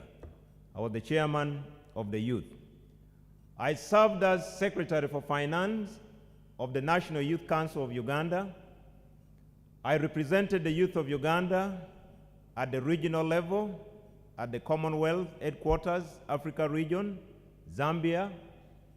I served as the spokesperson of the Commonwealth Youth Forum 2007, and I also served as the youth member of parliament for Northern Uganda for 5 years. But before that, I had served under Uganda National Students Association as the chairman of Lira District. Having served as a school chair, then I was elected by the student leaders of Lira District.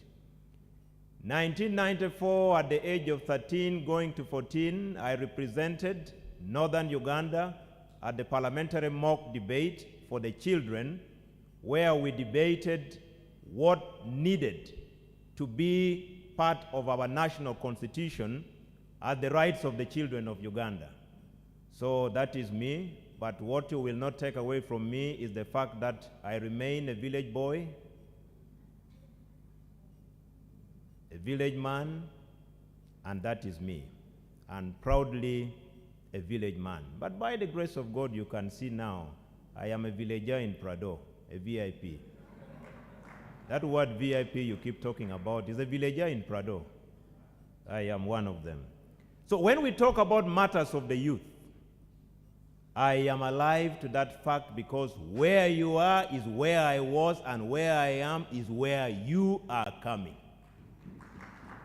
Is where you are coming. It may not be all, but some of you will come where I am. That is the journey. There are things that you just need to do in life. There are things that you need to do in life: self-preservation, discipline, never give up. They have talked about it here. Remain focused. Run on your lane. Avoid battles. Avoid them. They will destroy you. That is why we are who we are. Serving the youth was a great honor to me and a privilege, which I will forever be grateful. Even those who are talking about parliament, there was an issue here that the debate in parliament is not appetizing. Someone raised it. But if I'm to ask the members of parliament who are here to rise up, and let me do so, and you point one of them who is an elder, you may end up pointing at me because of the gray hair. But the rest are youthful. Let's all rise up, the members of parliament. Look at them. Let's all get up, those who are here. Do you see an elder here? The only elder could be myself. Are you sure? I am not. I am the elder by virtue of the gray hair that God has given me. So, when we talk about debate, first of all, I ask, where are the alumni of Uganda National Students Association?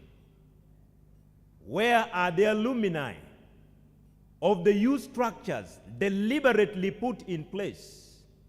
Where are the alumni of the various youth that we have in the different political parties? But when you look at all these are youthful people. Probably your interest in parliament, in that debate, is different. Some of us are there. We are there.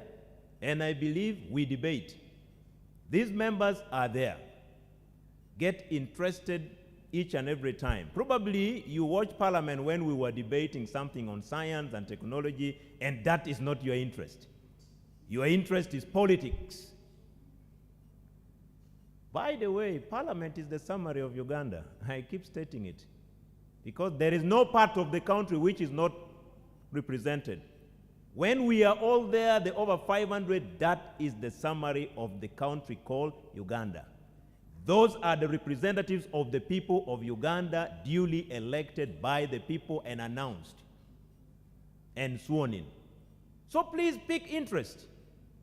Pick interest. You are talking about the issue of money. Fine, money is a facilitator. But what is it that you must do? Money must come in to facilitate. But you as an individual, what is your message? What is the message you are carrying?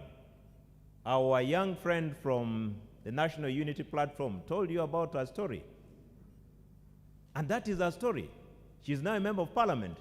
Honorable Linda Uma told you about her story. That is her story, and she's a member of parliament. Please be determined. You will run away because you are fearing issues of money, but in constituencies there are people who will even support you. The strategy of clinging onto someone, sit in his or her car, move around. She's now here a member of parliament. Maybe in the next election you will see someone seated in her car.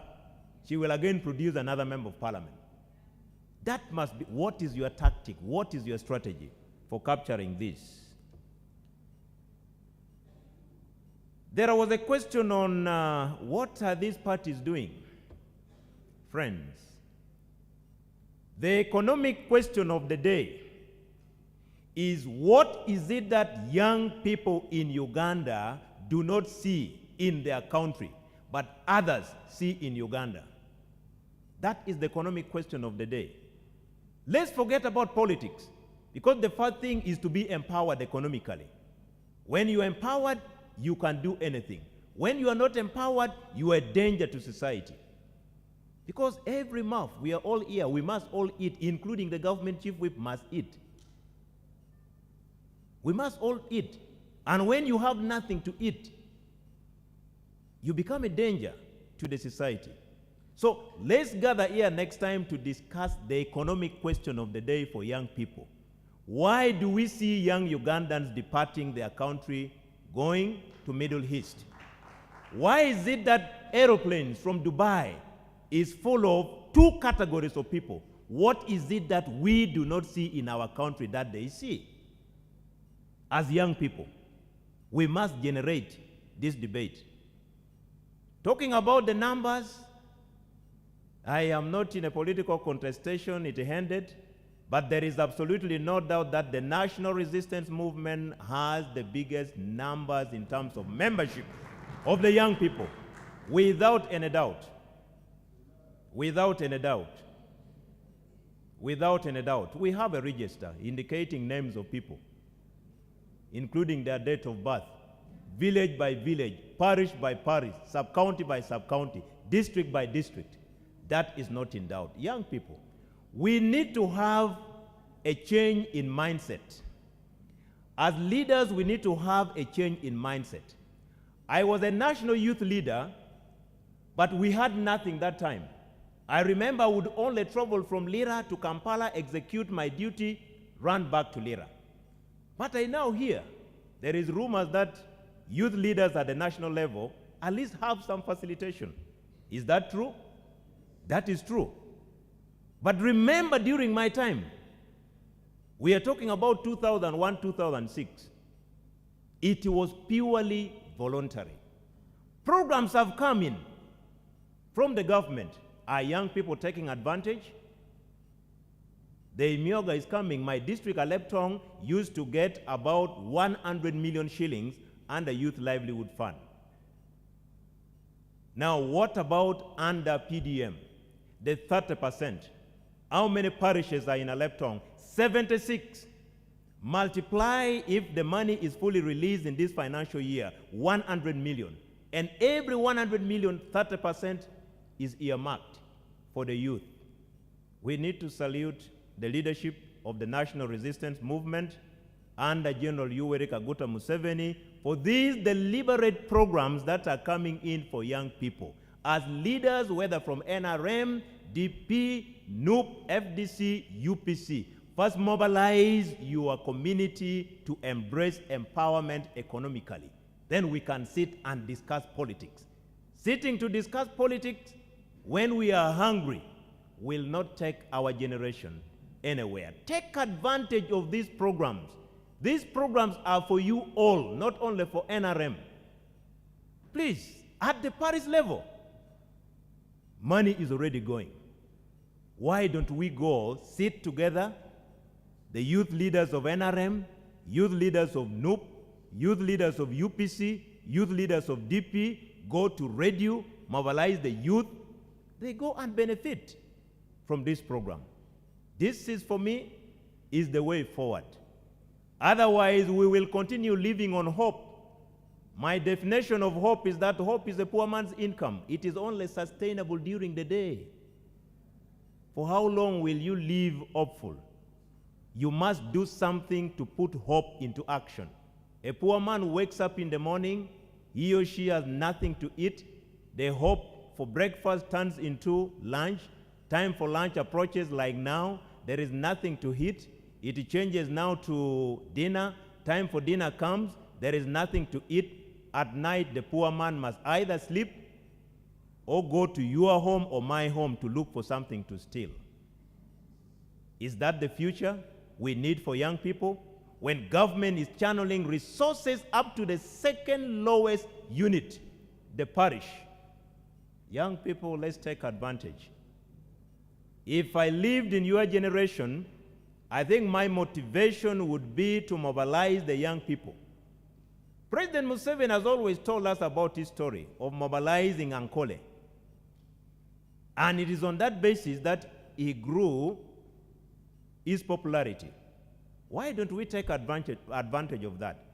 Just moving on radio to mobilize your young people, meeting the youth council leadership, checking with your respective districts of the money released.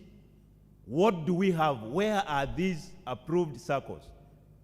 Where is the percentage for the young people? You will coil yourself around advocacy and lobbying for young people, and the rest will be history. The sky will be your limit. Let me share with you when I was a youth member of parliament on some of the advocacies that we did. In the Equal Opportunities Act, there is a representative of the youth. In the law, that was our proposal as youth members of parliament then.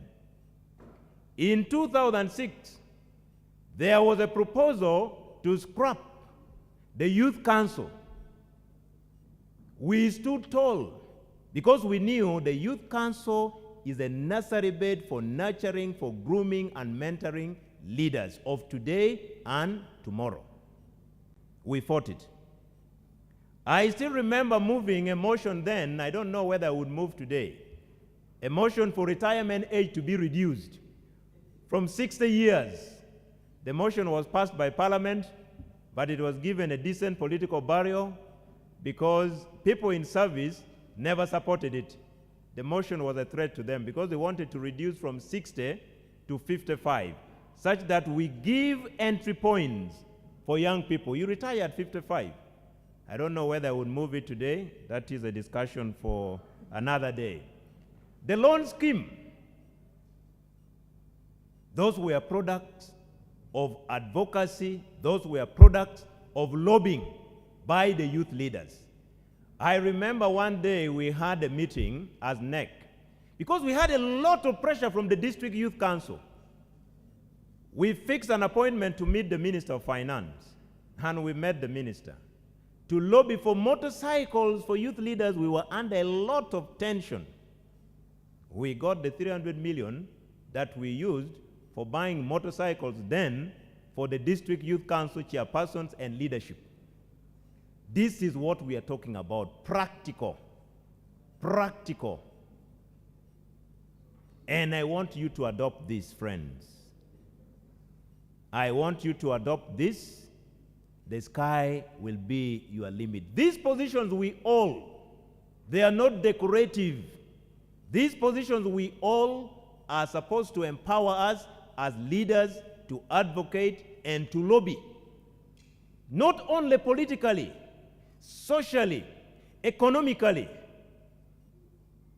such that young people are empowered. There is no doubt that Uganda has a young population. I have talked about parliament. Go to local council 5 and see how many youthful people are councillors. There are many. Why wouldn't we take advantage of this? One man one day said, ask not what your country can do for you, but what have you done for your country first? We are fighting for political space. Uganda will not run anywhere. Uganda is here. Generations will come, generations will go. Leaders will come, leaders will go. There is time and a season for everything, the Bible says. My time will come, I will leave. Somebody should occupy this office. But maybe people will only talk about my record. That at this time, he was the youngest cabinet minister, which is the truth now. That the youngest cabinet minister in the cabinet of Uganda is Obua. When you go to ministers of state, there are those that are younger, but at the level of cabinet.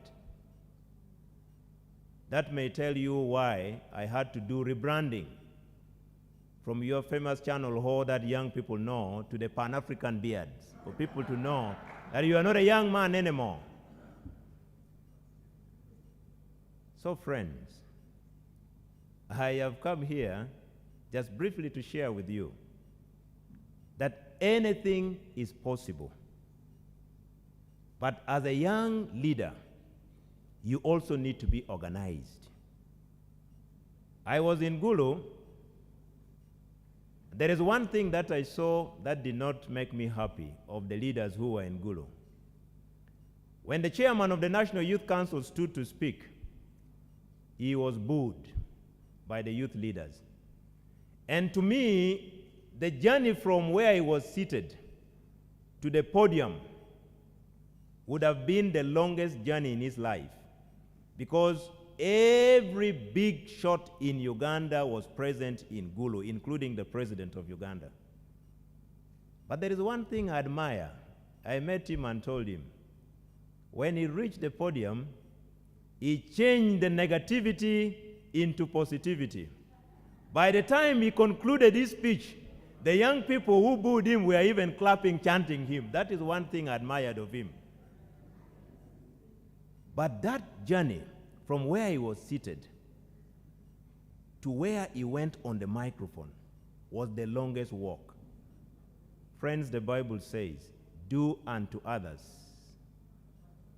what you think should also be done to you. Just imagine one day in your district, you are hosting a president, you are invited to speak, and the youth leaders from those villages, those parishes, those sub-counties boo you. If you do not have the tactic and the strategy of the chairman of the National Youth Council, you can collapse as you walk. You can collapse. So these are things that we need to change. If there are issues, sit like in your council. Discuss. Come up with resolutions. If the chairman fails to present the resolution before the powers that be, you can blame him. You can blame her. But the man was very strategic. From the time he accessed, he said, Your Excellency, as you can see, the youth leaders are not happy. And there is that.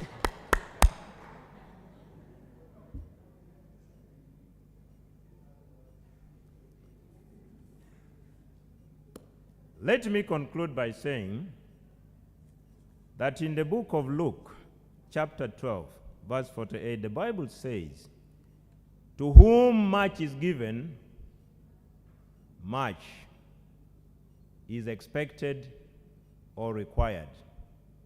Whether you like it or not, all of us here gathered in one way or the other, you hold a leadership position. And to you, much has been given. And to you, much is required. Uganda is big for all of us. It can accommodate all of us. There is no need for us to fight in our small political parties like we want to tear ourselves apart. This country is big. It can accommodate all of us. And it is the only country we have, unless you have a second choice country. For me, my first choice is Uganda. My second choice is Uganda. My third choice is Uganda. I do not have any other second choice country. The future is in your hands. You can choose to betray, you can choose to build. Whether you like it or not, your generation will take charge of this country one day. But your history will also be there to speak for you. We were in Arusha. I see Mbappe. This is one of our very good strikers in the Parliamentary Football Club. Maybe you rise up, you came a bit late. Honorable Silas. We call him Mbappe. We went to a place, and these were dead people speaking. There was a big signpost. What did we read? We were once like you. This is in a cemetery. We were once like you, and you will one day be like us. For some of us, we say now we can't proceed inside there. This message is good enough. Let's walk back. My message is, irrespective of your political party, if young people of Uganda are poor, poverty attacks them across board. Irrespective of where you pray, if young people of Uganda are not employed, the unemployment is across board. Let us discuss how we can make it much more better to accommodate all of us. And that is my message for you. Run your race, run your journey, but the most important thing, our country is bigger and can accommodate all of us. One thing that has kept me longer in politics is the fact that at times I call my coordinators. Because you see, in politics, you will go to a place, they will say, only you here. The support here is only yours. But let people vote, you will be shocked. So for me, one thing I do is that I call my coordinators. And my message to them is, today I do not want to hear anything good. Because there are some of them, they know how to manage you. They only want to tell you about nice things that you will hear. You know, in my parish, you are doing so well. No, honorable, only you. Say, no. Tell me something negative. Tell me something negative. Because you can build from there. You will find a church crying that, oh, you have never reached them. Then what? You take note. After 2-3 weeks, go there. That will be the end. Of course, there are areas that they will tell you here whether you do what. Your support base, we know your supporters. Because politics is also like in a family. Let's look back home where we are all from. There's always a black sheep. There is this one girl or one boy in every family who is the headache. Yes, I see you smiling from all tables. You are reflecting. That is also politics. You will find this parish, or this village, or this sub-county, because of reasons known to them, they will never support you. That is also a black sheep. I'm now giving you my strategies. Because God has kept me for some time. I came to Parliament at the age of 25, going to 26.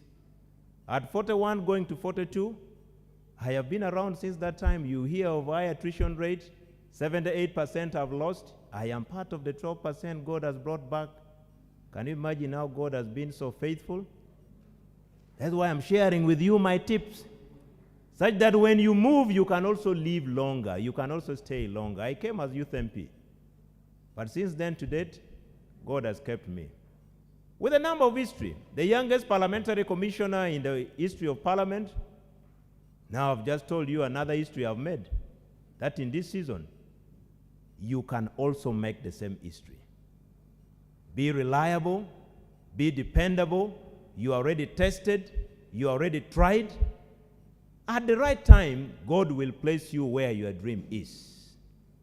The time may not be now. There are people who tried here, elective politics, 4 terms, 3 terms, losing. The DP is now going to the regional parliament. He wanted to come to the national parliament, but God said no. He was starting from a regional parliament. Now he has gone to Arusha. My brother Honorable Bill is here from UPC. He did not make it. But he was in parliament, in the National Assembly. So in all situations, everything happens for the better.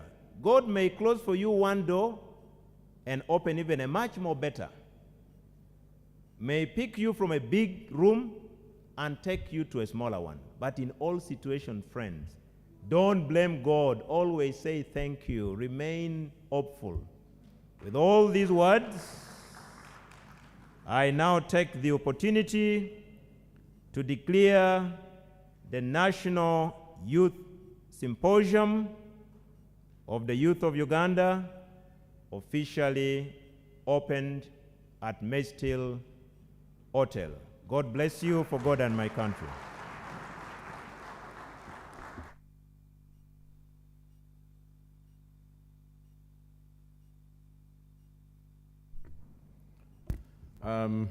The camera persons, you missed taking my picture.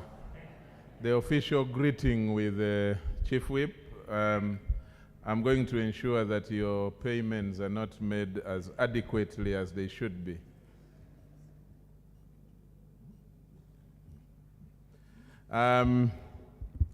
Announcements. First of all, before the announcements, let's give a befitting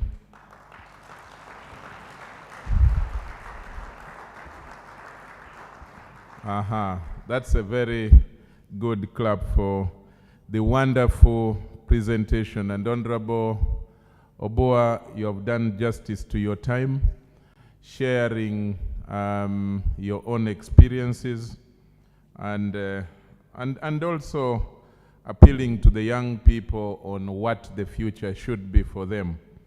The lawyers usually say, I have nothing useful to add, even if I were to make some, cross-cutting comments. We will be using some of this sharing in the subsequent discussions, even after lunch today and tomorrow, when we have a full day tomorrow as well. Announcements, just so you know that whatever we are discussing here is being relayed live on live streaming, and I've got some people in town, in Arua, someone is watching from the UK, and they are watching whatever discussion is going on, and some of the feedback is that this is a very good discussion that should continue. So we should always thank the organizers, the Parliamentary Youth Forum, the Netherlands Institute, and the Open Space, and all the others that have participated in organizing this. Thank you very much. I want to officially recognize the presence of the Honorable Silas Augon, MP for Kumi Municipality. That's one gentleman who won without money. That I can attest.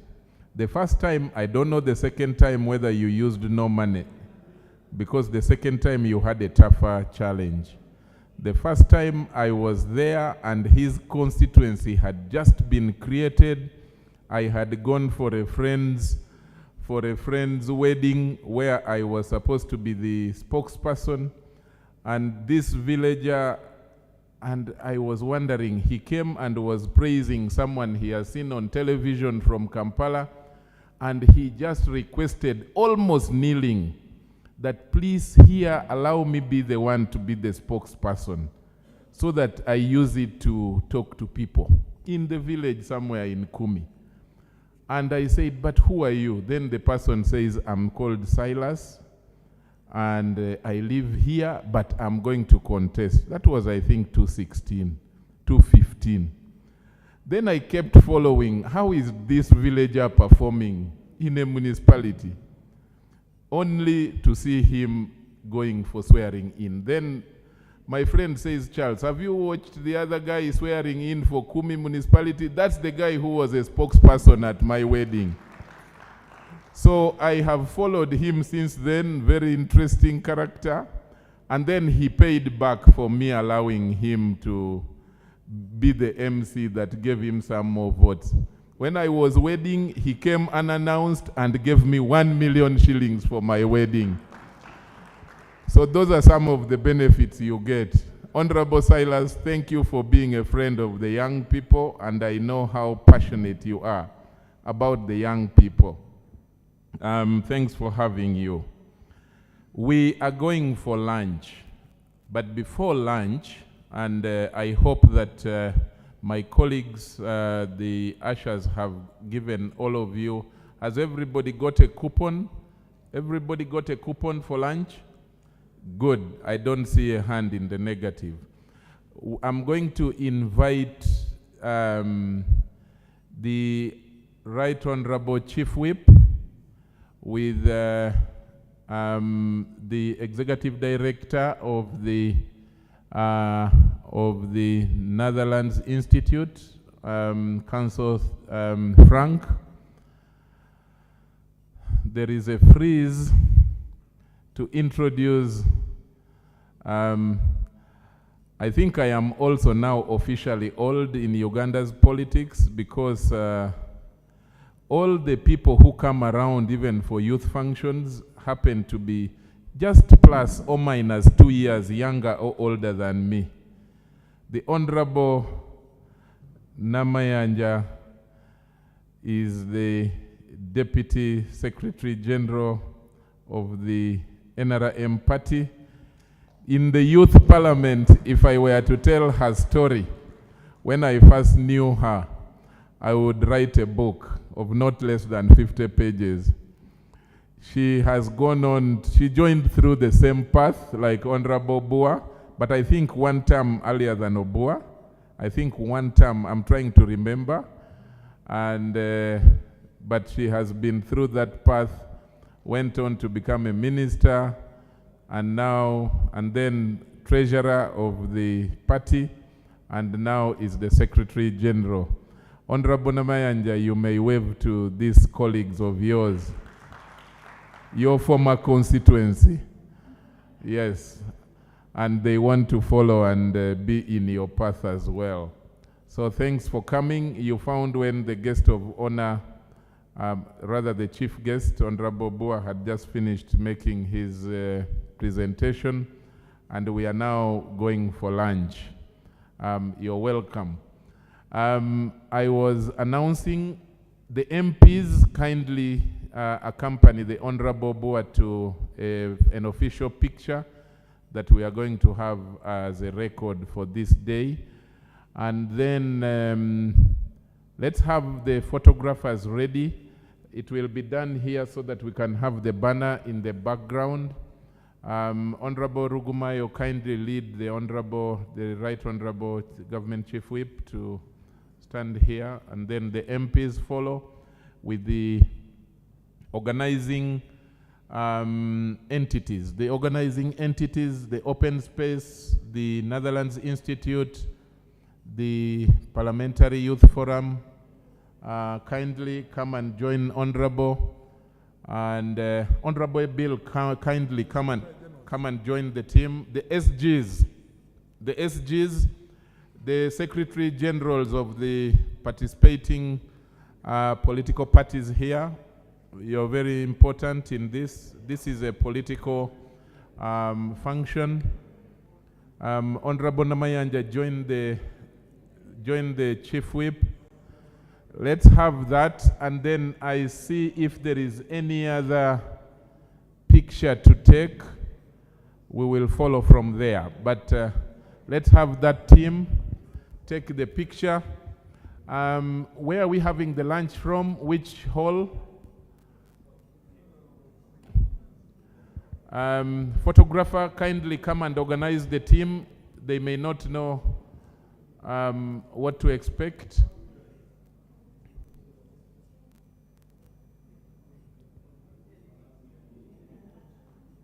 the Secretary Generals of the parties present, the leaders of the National Youth Council, represented by the Vice Chair. I hate to see some shorter people behind. Kindly try to balance yourselves a bit so that you can all be seen.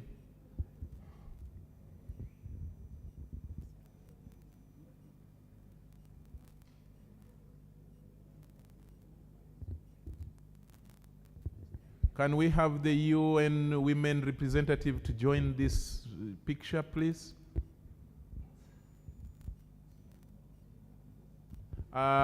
Restless Development, where is Gabriel? You're not in the picture. Gabriel, come and join. Are all the SGs in the picture?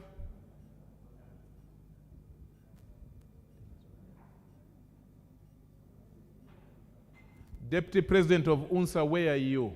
And Ouma, Deputy President of UNSA, come. And Ouma, Mr. Ouma. Ouma, kindly help him forward to be in this picture. Camera person, sorry for delaying you a little.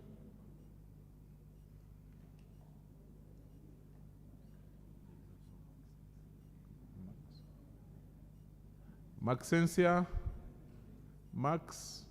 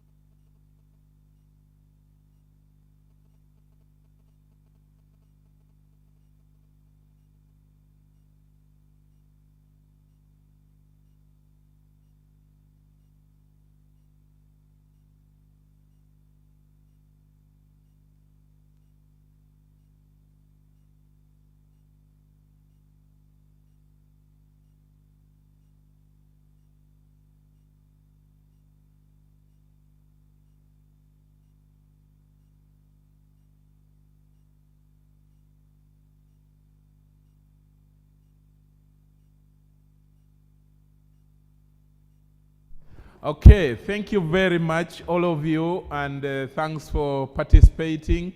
We are going to take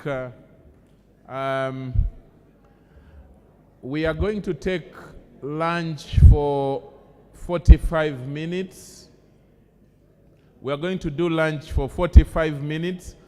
It should have been 1 hour,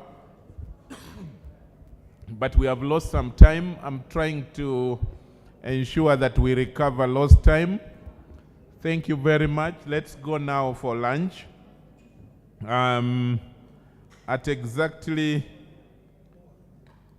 about 10 minutes past 3, we all have to be here for the second part after lunch. Thank you all very much, and God bless you as you go for the lunch. Thank you.